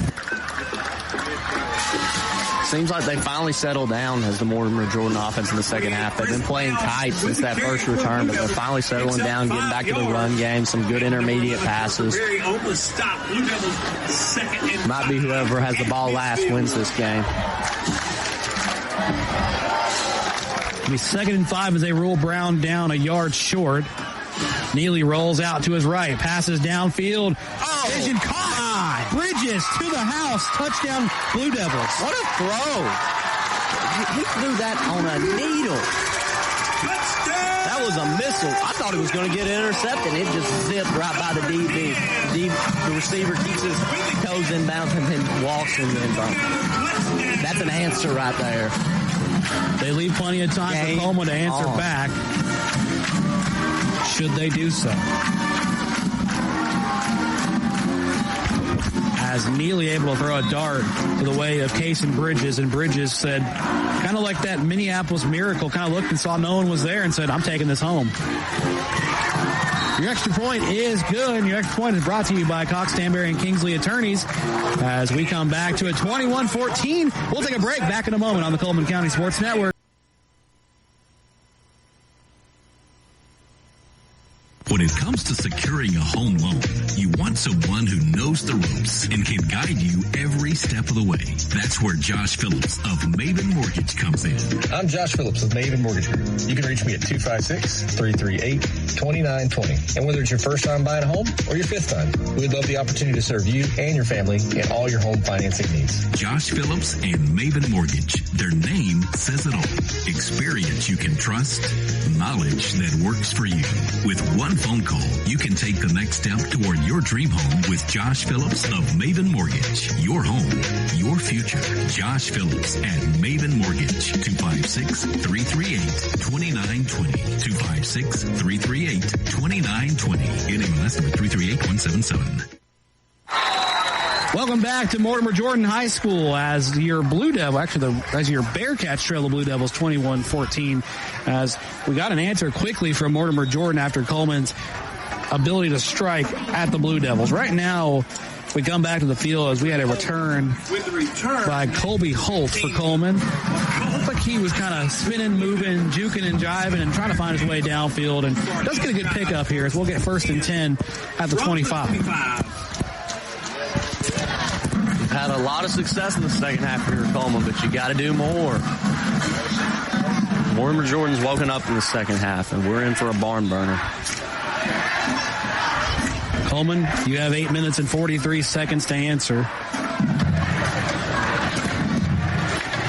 Maybe looking at 2-point plays, too, if they do score and waste as much time as they can. They're going to fight forward for yardage. That'll be an interesting decision if we get there. Number 2, Neal with the carry. Keel will go forward. Gets up 7 yards there, so 2nd and 3 coming up.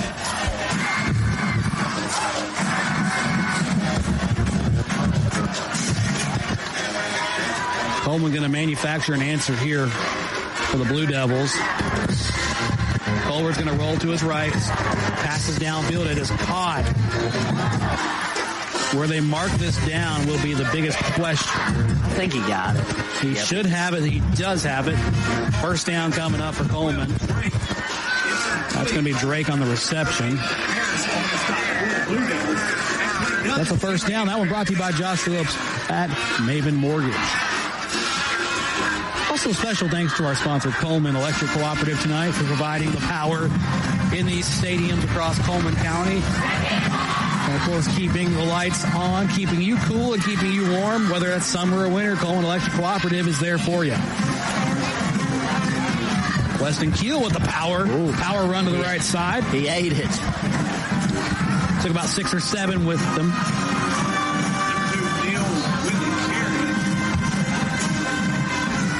7 minutes and 28 seconds. Cullman trails by a score. 21-14. A 6-yard pickup by Weston Keel.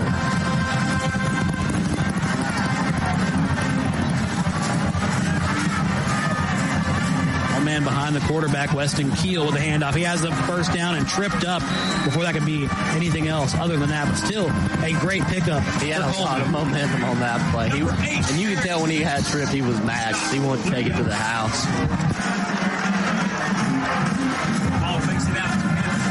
You're tuned in right now on Cullman's Live 95.5 WRJMLP Cullman, broadcasting live across Cullman County. You're listening to the Cullman Bearcats and the Mortimer Jordan Blue Devils. Dylan Diemert, Nick McCarley, and sideline reporter Tommy Warhurst on the call with you tonight from Kimberly, Alabama. The Blue Devils lead 21-14, but Cullman is trying to answer. Weston Keel, end around run on the left side. Pretty big pickup. Yeah, go about 5-6. Left side. This Cullman offense is night and day. And a lot of it, both teams have stopped committing the flags like they were in the first half. Like, the penalty rate has dropped tremendously. That has been the catalyst of this drive for Cullman. Staying out of the penalty box, staying out of trouble. Good things have been happening. Here we stand, 6 minutes and 25 seconds remaining in this game. Cullman trails by 1 score. They have a chance to knot things up again. Weston Keel to run. He's going to lose yardage this time. He's going to get stuffed by a host of blue jerseys. Not what you wanted there. Number 2, Neal with the carry. Number 11, Richard Dixon, leading that stop for the Blue Devils. Former president? Did I hear that right, too? Also, number 23, Higgs. He didn't resign from that play. Correction, that's number 11, Richard Dixon, on the play for Mortimer Jordan. Of course, you were thinking it was former President Richard Nixon of 1968. Watergate fame. Yes. Timeout called on the field. We'll take one with them. Back in a moment on the Cullman County Sports Network. Looking to buy or sell your home? You can trust a team that treats you like family. We're the Warhurst Team Realtors at SR4 Realty. husband and wife real estate duo with deep roots and unmatched knowledge of the market. We know every corner, every neighborhood, and what it takes to get you the best deal. And our top priority, you. From your first showing to final closing, we're by your side every step of the way. Because when you work with us, you're not just a client, you're family. We're the Warhurst Team Realtors at SR4 Realty. Real estate with heart and hometown care. You can find us on Facebook or Instagram at the Warhurst Team Realtors.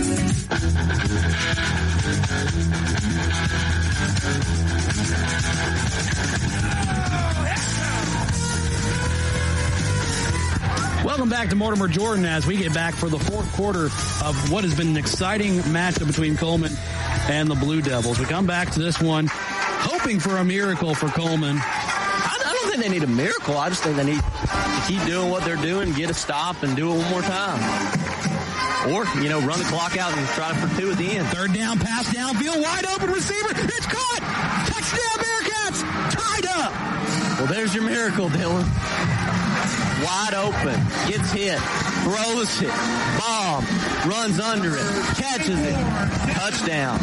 We're one play away from either a tie or a lead. They're kicking the field goal. They're kicking the field goal. And I believe that was Wynn Shannon for Cullman. It may have been incorrectly called by the box. My thinking was if it was Colby Holt. Pressure kick right here. Extra point for Cullman. Kick is up. No good. Wide right. You hate that for the kid. Extra point brought to you by Cox Stanberry Kingley Attorneys as 21-20. Keep your head up, kid. They may need you down the stretch.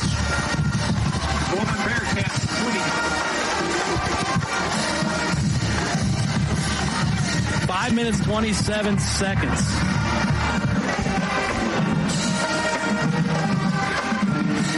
Cullman found an answer. The point is no good, so they're going to have to work extra hard here. Elberry set the kick for the Bearcats back deep. J.D. Ellerby here for Cullman. Burrows, Bridges, and Rice. Rice, Bridges, and Burrows back for Mortimer Jordan.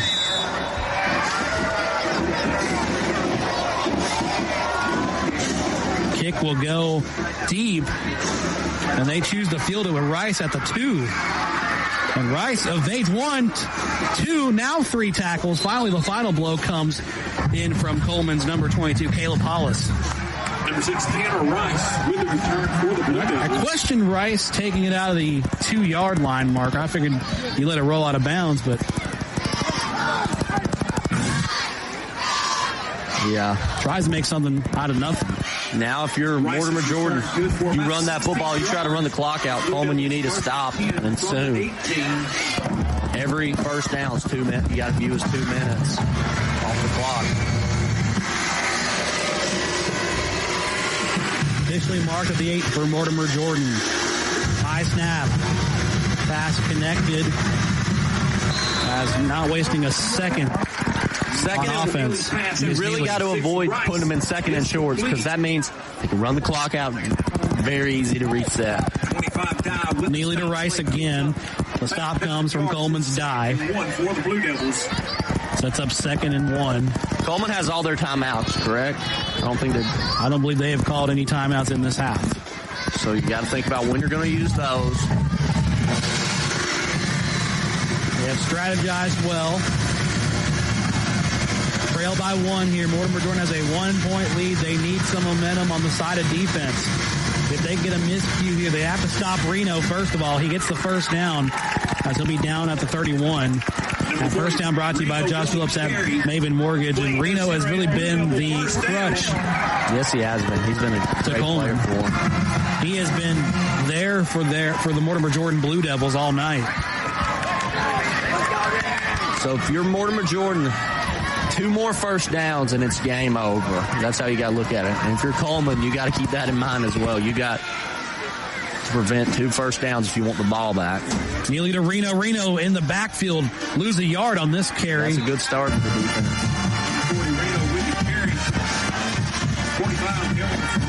When would you use the timeout, Dylan? For me, I would say 2.5 minutes. I would start using my timeouts. And the stop by Hank Helms for Cullman will net us back to 2nd and 11 with 3 minutes and 44 seconds.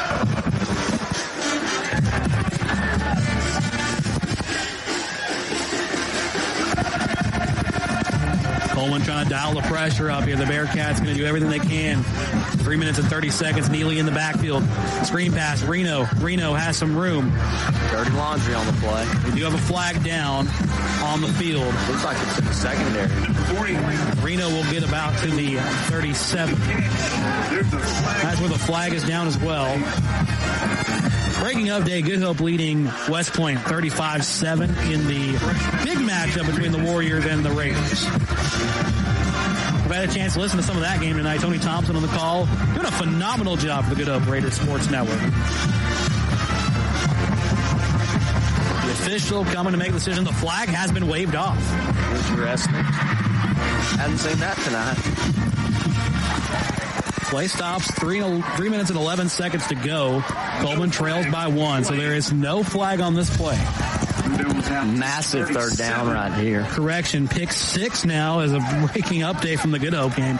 So Good Hope now leads 41-7. As we told you the score was 35-7. Well, we just got a pick 6 update from the Raiders. We got timeout. We have a timeout on the field while we had some scores. Tommy, what do you have for us? Well, just a lot of it. They want to get the ball back in the hands of their offense. And one thing that I thought was kind of unusual, there was so much excitement after the touchdown pass from Colt Calvert to Shannon that they rushed the point after. J.D. Ellerby doesn't miss point afters. There were still about 12 seconds left on the play clock to kick the extra point. But it's like everybody rushed out there, rushed and got in line and rushed the kick. And that's kind of the difference in the ball game right now. The 1 point difference in the point after. So defense trying to hold strong here on 3rd down and 4. This is a big defensive stand for the Bearcats that want to get the ball back and have one more shot to end this one here. So we got 3:19 left to go, Dylan. Thank you, Tommy. Like you said, 3:19 left to go. They want to put everything in the basket of winning this one. Momentum has to be on their side. They got to put up a good defensive stop here. Mortimer Jordan knocking on the door. Need to get to the 41 to convert.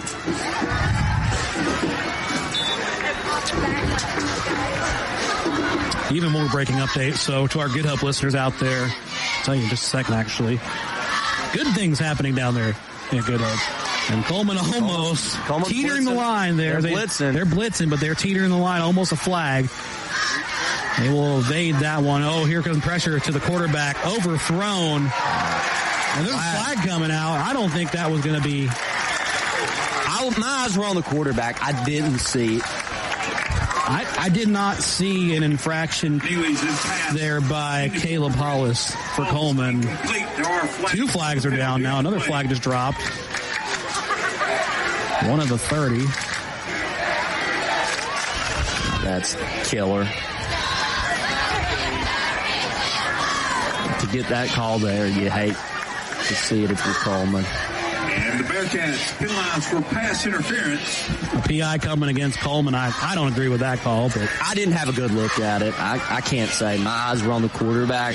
I was tracking the ball. Mortimer Jordan just across midfield at the 48.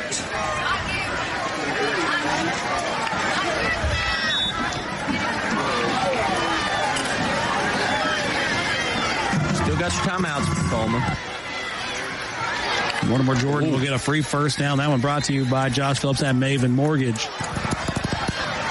Plenty of time left for Cullman as long as they can put up a good stop here. And a lot of that stopping starts with Parker Reno. You got to stop him. Yeah, and they've been doing it on this drive. They've forced him to air the ball out. They've sold out not letting Reno get an easy run. And you got to. Timeout, Cullman. 4 yards at 2nd and 6. 2 minutes and 57 seconds.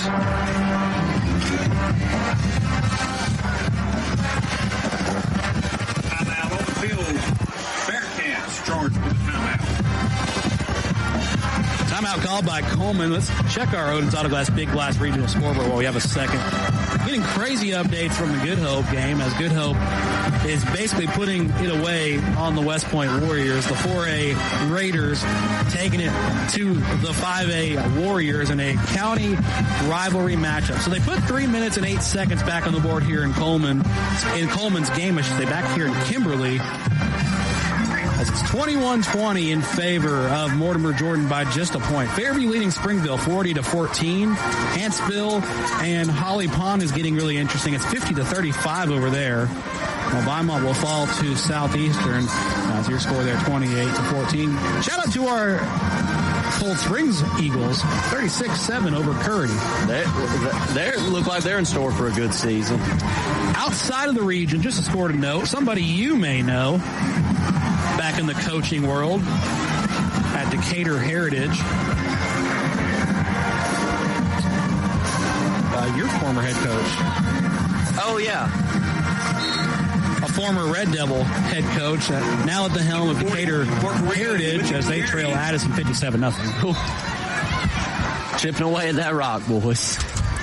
Chipping away at that rock. And speaking of former Red Devil head coaches, we go back over to Trent Walker and company as they are trying to put up a wall here against Mortimer Jordan. It's third down and 2 to go on the 40-yard line. Basically the game.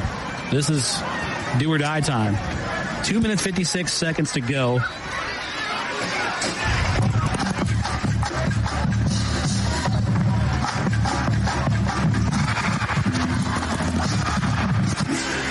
This will be time for Cullman to really put up every stop you can. You just got to keep yourself from making any mistakes, keep any flags off the field, keep Mortimer Jordan at bay. You're going to have to set up everything you can because this will be this is the dividing line between a Cullman Bearcat comeback or a Mortimer Jordan victory. And it's right here at the 40-yard line of Cullman. They need 2 yards here on this play. They have not had a problem getting it with this guy, Parker Reno. The quarterback has not had trouble finding a receiver. He's not had trouble on his own, too, when it comes to running the ball. He's going to keep it himself. He's going to get it. First down. Ooh, that's killer. Down to the 45. Neely with the keeper. At best now, if you're Cullman, you're looking to get the ball with about 40 seconds.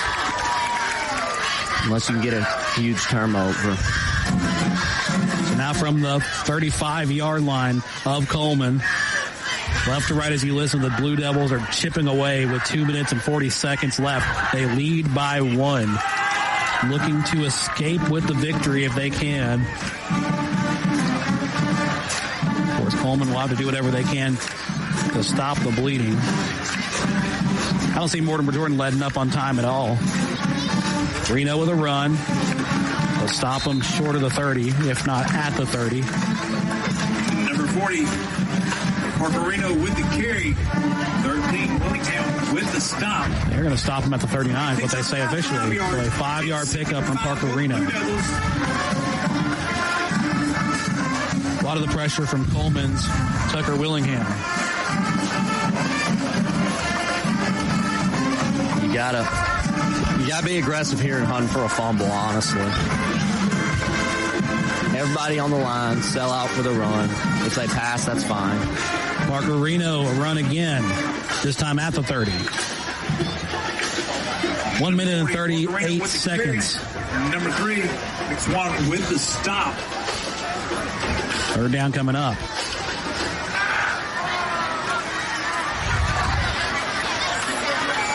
Minute 25 and rolling here.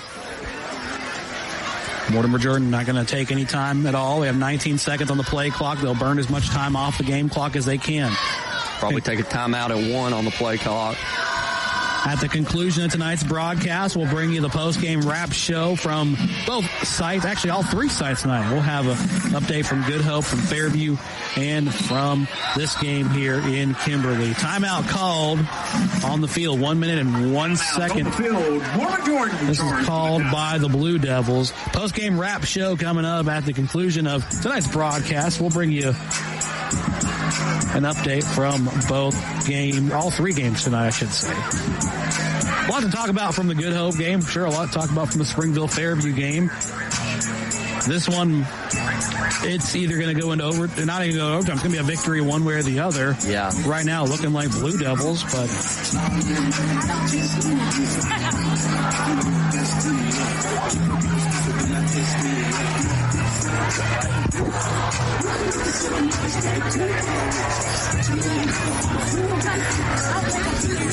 1 minute and 1 second here as Cullman will come back to the field. Mortimer Jordan, they're just keeping this lackluster. It's not they don't care. They're just, as Marshawn Lynch say, I'm just here to get fined. They think they have it. It's third down. They got to see if they can convert here. If they convert, it's ball game. If they get stopped, you have a tiny sliver of hope if you're Cullman.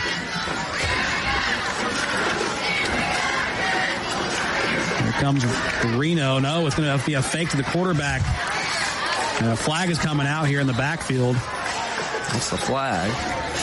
Number 7. I don't know what the penalty is. Neely's the keeper, but we have flag back in the Mortimer Jordan zone. One problem, though, is holding called against the offense. One problem, though, is you don't get the time back. You don't get the time back, but you do get third and long. You know, theoretically, you could hold and kill time and get to kill this game. About 5 seconds of play. If you hold twice, you could.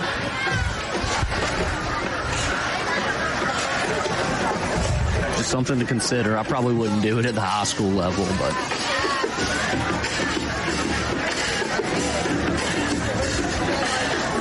So third down and long coming up. That don't look right. After an official decision. That spot is. They are now marking the spot.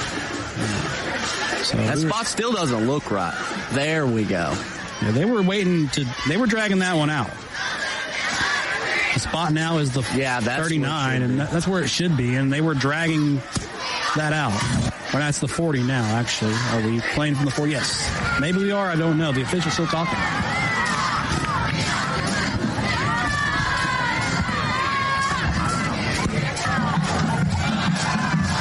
So now the spot will be the 39-yard line. 3rd and 14 for Mortimer Jordan. They still, like I said, Cullman doesn't get the time back. They got to march downfield quickly. Because now you're looking at getting the ball about 10 seconds. You're lucky to have the ball with 10 seconds. They're going to go with Reno in the backfield. Reno's going to be... Don't go out of bounds. He's going to have to be stopped there at the 40. It's fourth down coming up. 45 seconds. They're wasting as much time. Like you said, you're probably going to leave left with 15 to 10 seconds. Less than that. They'll probably touch the football with about 5 seconds. Because if they're smart, they'll call a timeout at 1, and then just a punt play can drain a lot of time, maybe all of it. I don't think a high school punter can get that much hang time, but 20 seconds. If you're Cullman, you're sending 11 guys on the punt block. Don't worry about recovering it. 13. 10 seconds. Timeout called. If you're Trent Walker, 11 dudes. Don't put a man back. Send all 11. And guys, Coach Esmond just took Coach Walker the red notebook. The special plays, the trick plays, the one things that you save when you're going to get the ball with 3 seconds left in the ball game. So this one's either going to end with a 1-point Bearcat loss or a dramatic Bearcat win. I think he hit it well there.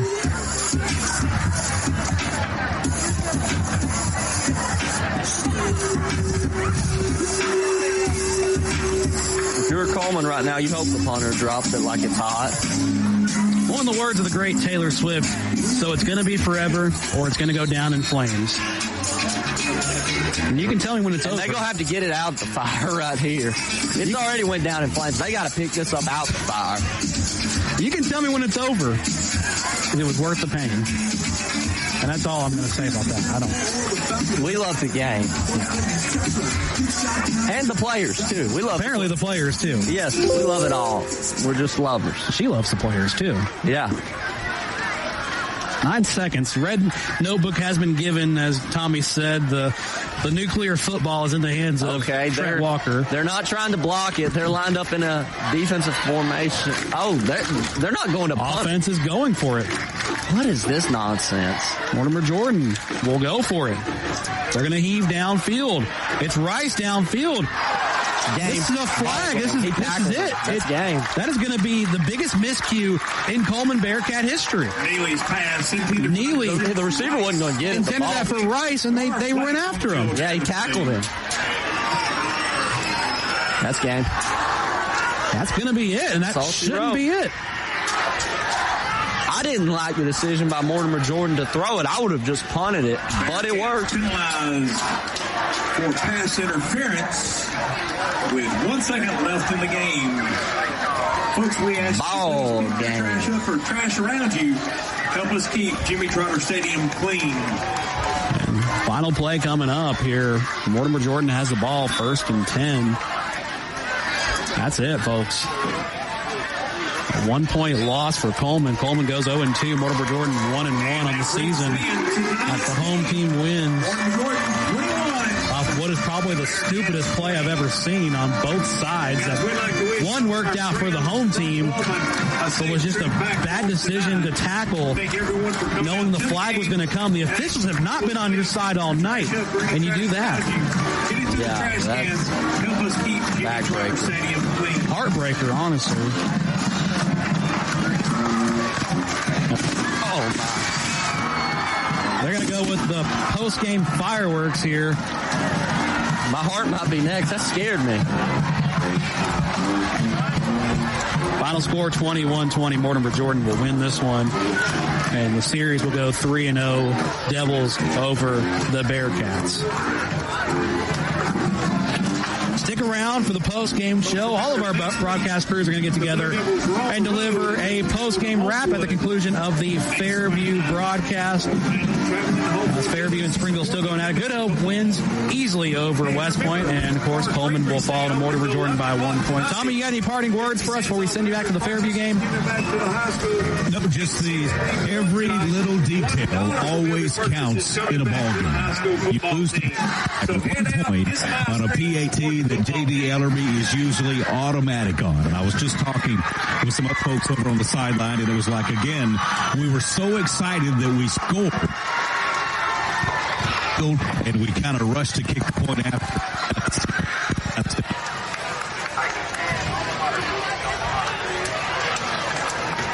Looks like we may have lost our sideline reporter there as he was delivering our final remarks here on the field. Like he mentioned, J.D. Ellerby is pretty automatic out there. I have seen him before.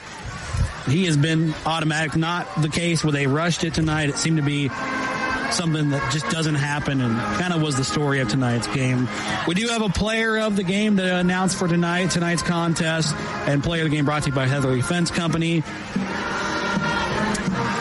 Giving it to a Cullman player because you have to give it to our home broadcast. If I'm giving it to anybody, I'm giving it to Brooks Lofton. He was the spark plug. He was the one that really kind of kept Cullman in it with the big jumping plays. Actually, you know what? No. I'm going with the near savior of this game, Wynn Shannon. How about that? The receiver. Either of them are good choices.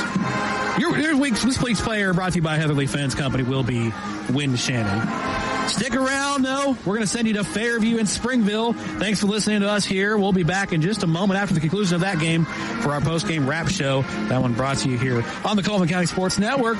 For Tommy Worth and Nick McCarley, I'm Dylan Deemert. We'll see you again next week for Athens and Cullman right here on the Cullman County Sports Network. Till next time, folks. Same blonde hair, same rap channel. I'm out.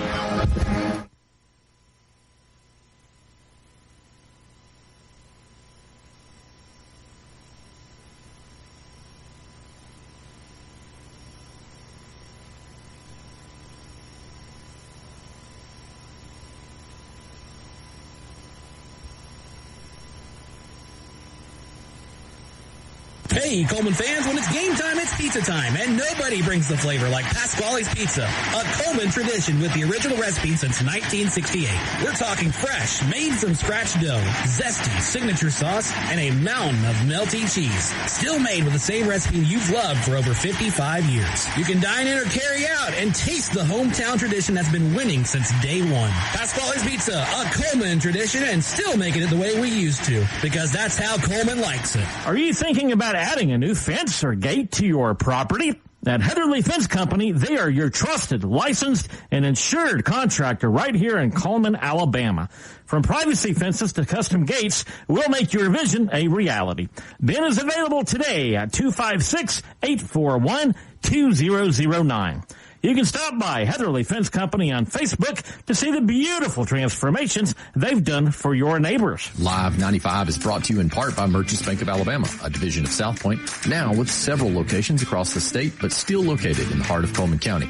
They are a proud sponsor of Cullman Community Radio on Live 95. Merchants Bank of Alabama, a division of South Point, equal housing lender, member FDIC.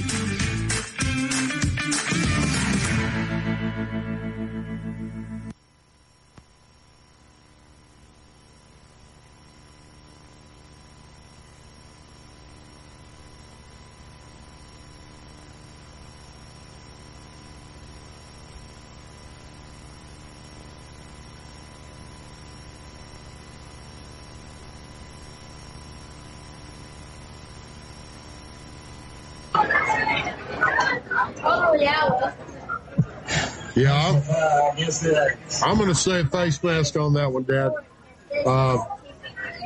Another penalty, you hate to see that, but it's one of those things. It's going to be first down and 10 now. Ball's going to be spotted on about the 12.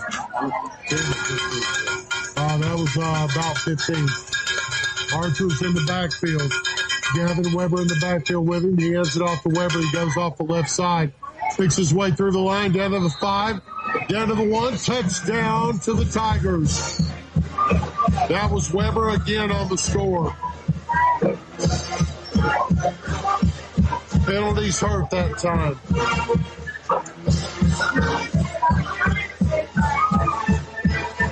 And the Springville Tigers cut the lead 40-22 with a chance to tack on the extra point.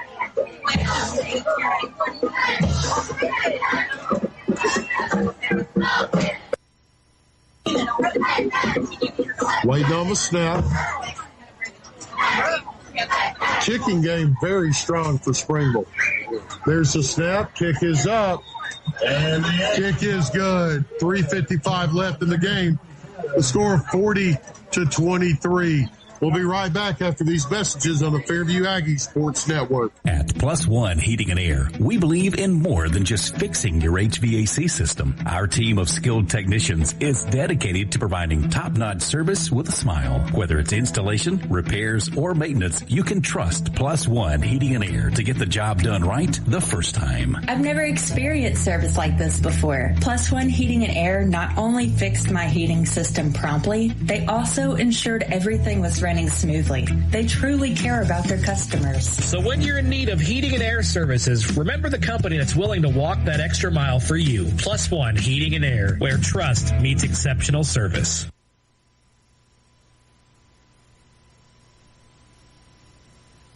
Yes. Online and on our app. Alternative rock.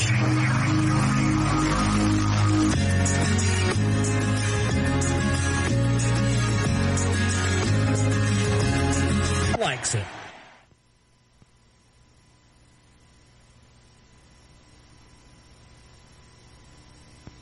Welcome back to the Fairview Aggie Sports Network. I am Christopher Greer, joined by my partner in crime, Joe Greer. Dad, it's been a roller coaster game, but Springville just tightened the lead up.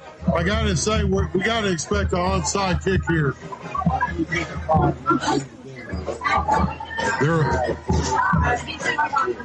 There's the kick. Man, he went deep with it. Fielded at the goal line, brought out to the 10, to the 15, to the 20. Got to see, he makes a cut to the 30, up to about the 35.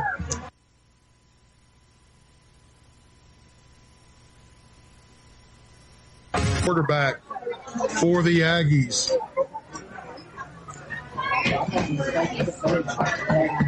He's got three receivers to the far side. He's going to take the snap, hands it off to Velasquez. Velasquez goes around the right side. Flag down.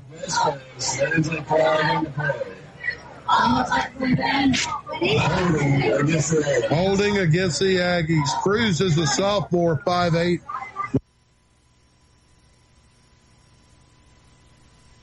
£180, and he's joined out there in the backfield right now by Ernesto Vasquez, a junior, 5'10", 155, and he can move. That kid's got jets. That's going to back him up 10. It's going to be first and 20, from about the 25. Cruz takes the snap, hands it off to Vasquez. Tries to plant his foot, cut back, nowhere to go. He's going to lose a yard, Dad. Good defense there by the Tigers.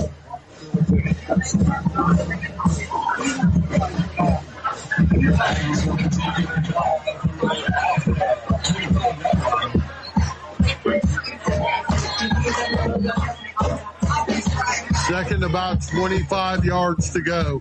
Clock down to 2:50. The score 40-23. Fairview leading. Omar Cruz in the shotgun. Takes a snap. Hands it off to Vasquez. Hit immediately and brought down by a wave of defenders. It's going to be a loss of about 5. Clock still ticking, Dad. It's a snap. Hit as he throws. Oh, man. He had a man for a second, but couldn't get it there. That was James Short.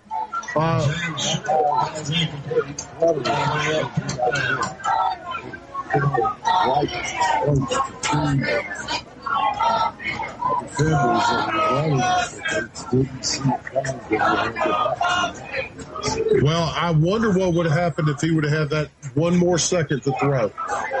Because I'll tell you, Short was open. I expect to see a lot out of those two young men in the upcoming years. They're going to be something really special here at Fairview. Jay Stevens, line back to kick. And we got whistles. I believe the official needs some love. Hey, Jason. Still waiting to see what the call is. Right against the Tigers. Hey, Sonny, right? Well, that's going to move the ball up, 5 yards. They must have lined up in the neutral zone. 1:54 left in the ball game. Fairview up 40-23. All the way over there. I'll pick you up from your house. Too many players on the field, Dad. That was a call. That's it. Jay Stevens lines up back to punt. We saw some crazy movement from the defensive front of Springville. And there they go again. All kinds of shifts, and here comes a flag. And it's going to be movement against the Aggies. False start on the Aggies. Springville is still out there competing. They're down by 17 with 1:53 left. The score is 40-23, and they're still going as hard as they can go. It is not. There's another flag on the play. 3 in a row. A false start against the Aggies. Coach Reddy is not happy. And that has moved them back now. It's 4th down and roughly about, we'll start giving it in kilometers here in a minute. That's what we'll have to do.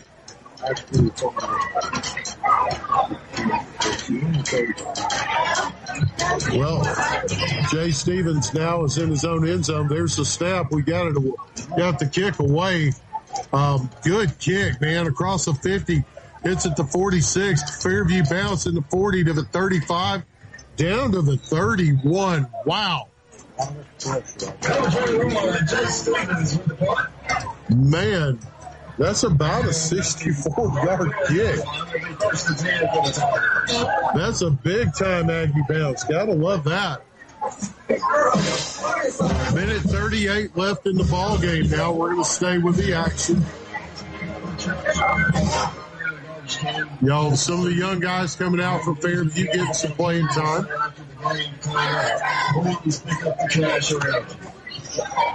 Coming onto the field.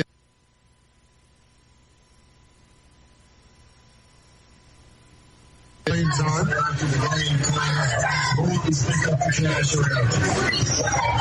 Coming onto the field.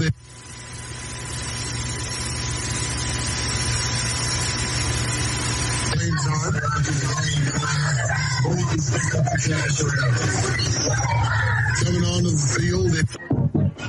Big time play there on a good running back.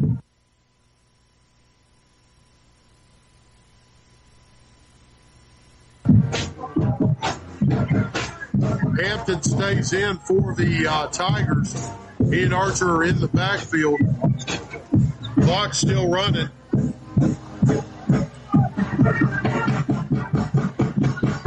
They're looking at the sideline now. I don't believe they're in any kind of hurry.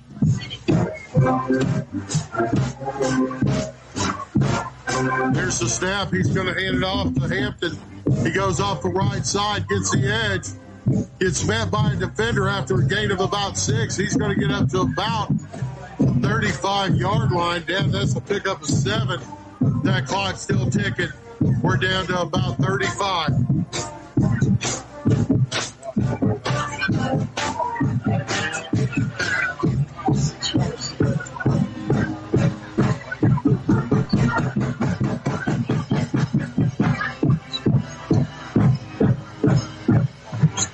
Right.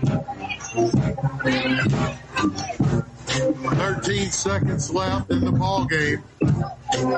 Archer takes the snap, pitches it out to Hampton, tries to get to the edge, nowhere to go. Nowhere to go. The Aggies beat him there with a host of defenders led by number 53, Braxton Brown. And that will take us to the end of the ball game. Final score, Fairview wins 40-23. We're going to take a quick break. We'll be back in about a minute and a half. You're listening to the Fairview Aggie Sports Network, where Fairview has just won game number 1. In today's world, broadband internet is an absolute necessity. Unfortunately, the large cable and phone companies only provide broadband internet where it's profitable for them. For the rest of us, there's Cyber Broadband. Providing internet service since 2004, Cyber utilizes a small radio antenna to deliver broadband where cable and DSL don't go. You can join the 21st century today with Cyber Broadband, supporting streaming, VPN access, and everything else you've been wanting to do with that slow internet connection. It's Cyber Broadband for the win. They can be found online at cyberbroadband.net or look them up on Facebook. When it comes to securing a home loan, you want someone who knows the ropes and can guide you every step of the way. That's where Josh Phillips of Maven Mortgage comes in. I'm Josh Phillips with Maven Mortgage Group. You can reach me at 256-338-2920. And whether it's your first time buying a home or your 5th time, we'd love the opportunity to serve you and your family in all your home financing needs. Josh Phillips and Maven Mortgage. Their name says it all. Experience you can trust, knowledge that works for you. With one phone call, you can take the next step toward your dream home with Josh Phillips of Maven Mortgage. Your home, your future. Josh Phillips at Maven Mortgage. 256-338-2920. 256-338-2920. NMLS number 338177. Looking to buy or sell your home? You can trust a team that treats you like family. We're the Warhurst Team Realtors at SR4 Realty, a husband and wife real estate duo with deep roots and unmatched knowledge of the market. We know every corner, every neighborhood, and what it takes to get you the best deal. And our top priority, you. From your first showing to final closing, we're by your side every step of the way. Because when you work with us, you're not just a client, you're family. We're the Warhurst Team Realtors at SR4 Realty. Real estate with heart, hustle, and hometown care. You can find us on Facebook or Instagram Instagram at the Warhurst Team Realtors. Are you looking for a reliable ride at the lowest prices in town with financing? PNC Auto has you covered.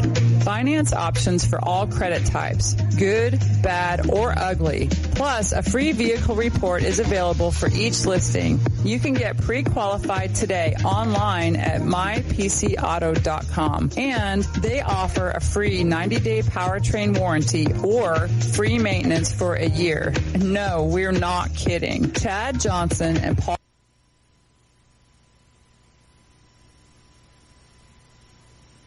powertrain warranty or free maintenance for a year. No, we're not kidding. Chad Johnson and Paul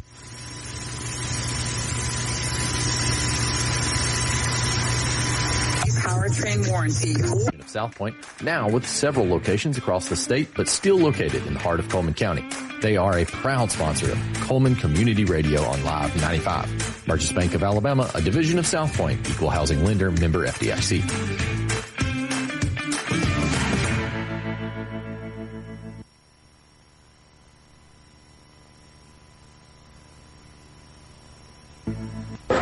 Welcome back to the Fairview Aggie Sports Network. I'm Christopher Greer, and one of the things I like seeing, both teams got together, both teams prayed together after the game. That's a show of class on both of these teams that you really like to see, Deb. I'd like to take a quick second to thank all of our sponsors. Our broadcast booth sponsor is 212 Insurance Group. They also sponsor the halftime show. That's 212 Insurance Group, providing the extra degree of service that you deserve. Our kickoffs in the first and second half were sponsored by Shattuck's Garage Doors. More than just garage doors, experience the Shattuck's difference. Our sideline reports were sponsored by Ditto's Transmission. Scoring recaps by CCM Garage Doors. The coaches' interviews by Owens Home Appliance Center. First downs were brought to you by the Branding Iron Steakhouse, leaving their mark on great steaks. Man, looking through the stats, Dad, Jake Harper to start with, 186 yards, 2 touchdowns that I had. Very, very good day on the ground, but Springville played good tough. Yeah, they did. They played good. Lots up and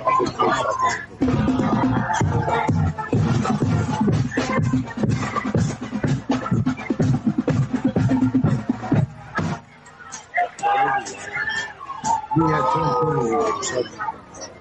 We had 7. We had 0. Nearly 5 turnovers. First time was going to get 19. 60. Scoring plays. It's just, it was a tight game. I agree.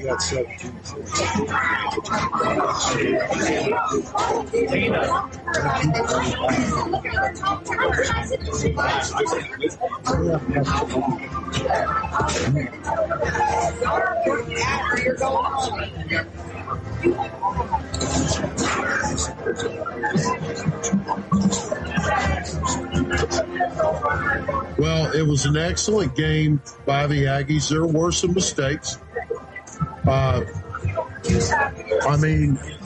Of course, there's always going to be some mistakes.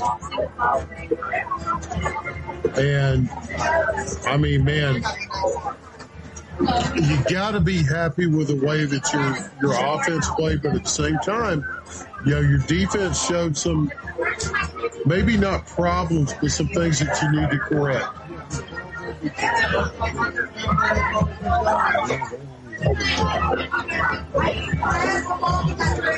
23 points.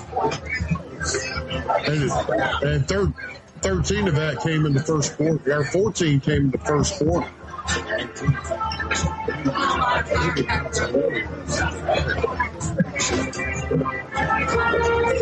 Right. They have that safety, then they have that touchdown in the fourth. The scoring for the Aggies Harper had 2 touchdowns. Rex Chandler finished the game with 62 yards and 2 touchdowns. Excellent day for him.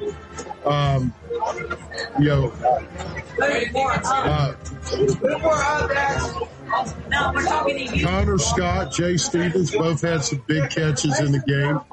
Colt Redding ran the ball when he needed to. Picked up about 45 yards on the ground. Another 60, 70 yards through the air with his arm. And, you got to like that from your senior quarterback. The big thing is he didn't turn the ball over. He didn't make mistakes. And that's what you have to have.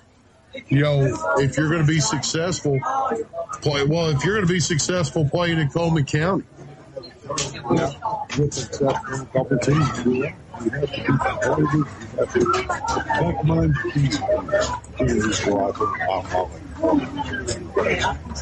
Dad, the score 40-23. We're going to take one more quick break, then we're going to come back and wrap it up.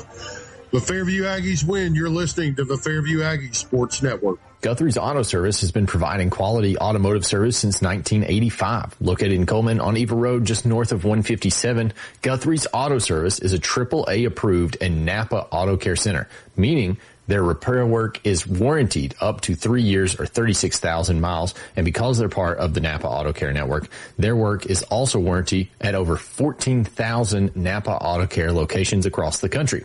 Terry Guthrie and his team are award-winning, collecting Napa's Auto Care Center of the Year for the Nashville Distribution Center and a People's Choice Award in 2020.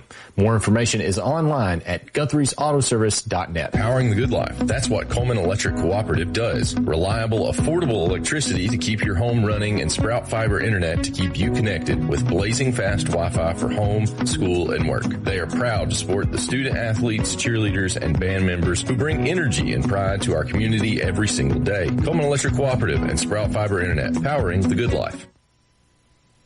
Welcome back to Dafford Smith Stadium and the post-game show here on the Fairview Aggie Sports Network. Fairview rolled 40-23, Dad. Good game by the Aggies. There are some things to work on, of course, as always, but that is to be expected. Now let's look forward to next week. We go on the road next week, and next week is the first of region play games. And next week is the Branding Iron Bowl.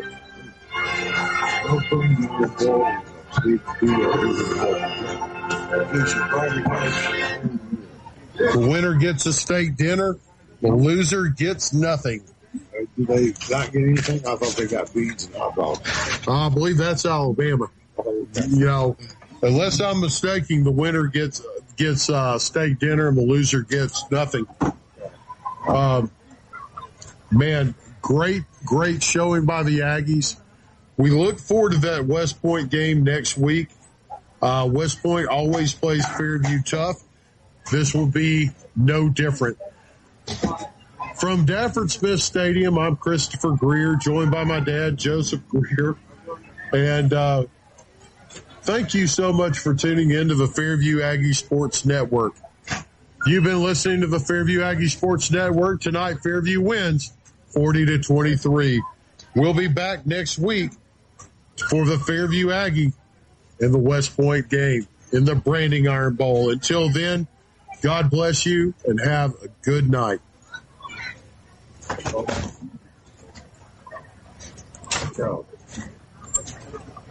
don't know.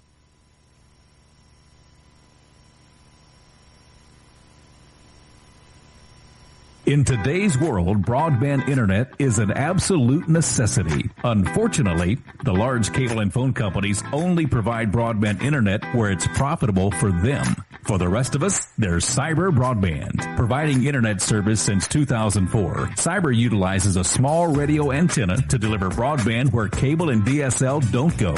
You can join the 21st century today with Cyber Broadband, supporting streaming, VPN access, and everything else you've been wanting to do with that slow internet connection. It's Cyber Broadband for the win. They can be found online at cyberbroadband.net or look them up on Facebook. When it comes to securing a home loan, You want someone who knows the ropes and can guide you every step of the way. That's where Josh Phillips of Maven Mortgage comes in.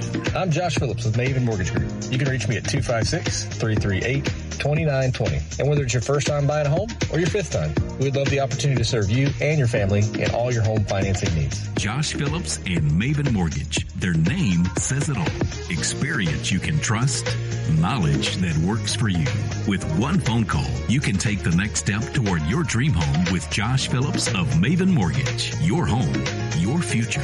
Josh Phillips at Maven Mortgage. 256-338-2920. 256-338-2920. NMLS number 338177. Looking to buy or sell your home? You can trust a team that treats you like family. We're the Warhurst Team Realtors at SR4 Realty, a husband and wife real estate duo with deep roots and unmatched knowledge of the market. We know every corner, every neighborhood, and what it takes to get you the best deal. And our top priority, you.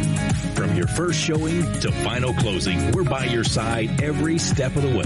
Because when you work with us, you're not just a client, you're family. We're the Warhurst Team Realtors at SR4 Realty. Real estate with heart, hustle, and hometown care. You can find us on Facebook or Instagram at the Warhurst Team Realtors. Live 95 is brought to you in part by Merchants Bank of Alabama, a division of South Point, now with several locations across the state, but still located in the heart of Cullman County. They are a proud sponsor of Cullman Community Radio on Live 95. Merchants Bank of Alabama, a division of South Point, equal housing lender, member FDIC. Guthrie's Auto Service has been providing quality automotive service since 1985. Located in Cullman on Eva Road, just north of 157, Guthrie's Auto Service is a AAA approved and Napa Auto Care Center, meaning their repair work is warranted up to 3 years or 36,000 miles. And because they're part of the Napa Auto Care Network, their work is also warranted at over 14,000 Napa Auto Care locations across the country. Terry Guthrie and his team are award-winning, collecting Napa's Auto Care Center of the Year for the Nashville Distribution Center and a People's Choice Award in 2020. More information is online at Guthrie's Auto Service. We hope that you're enjoying our Funkadelic Mix. Tune in on Fridays from 8 until 1 to hear more. We are Live 95, WRJMLP, Cullman.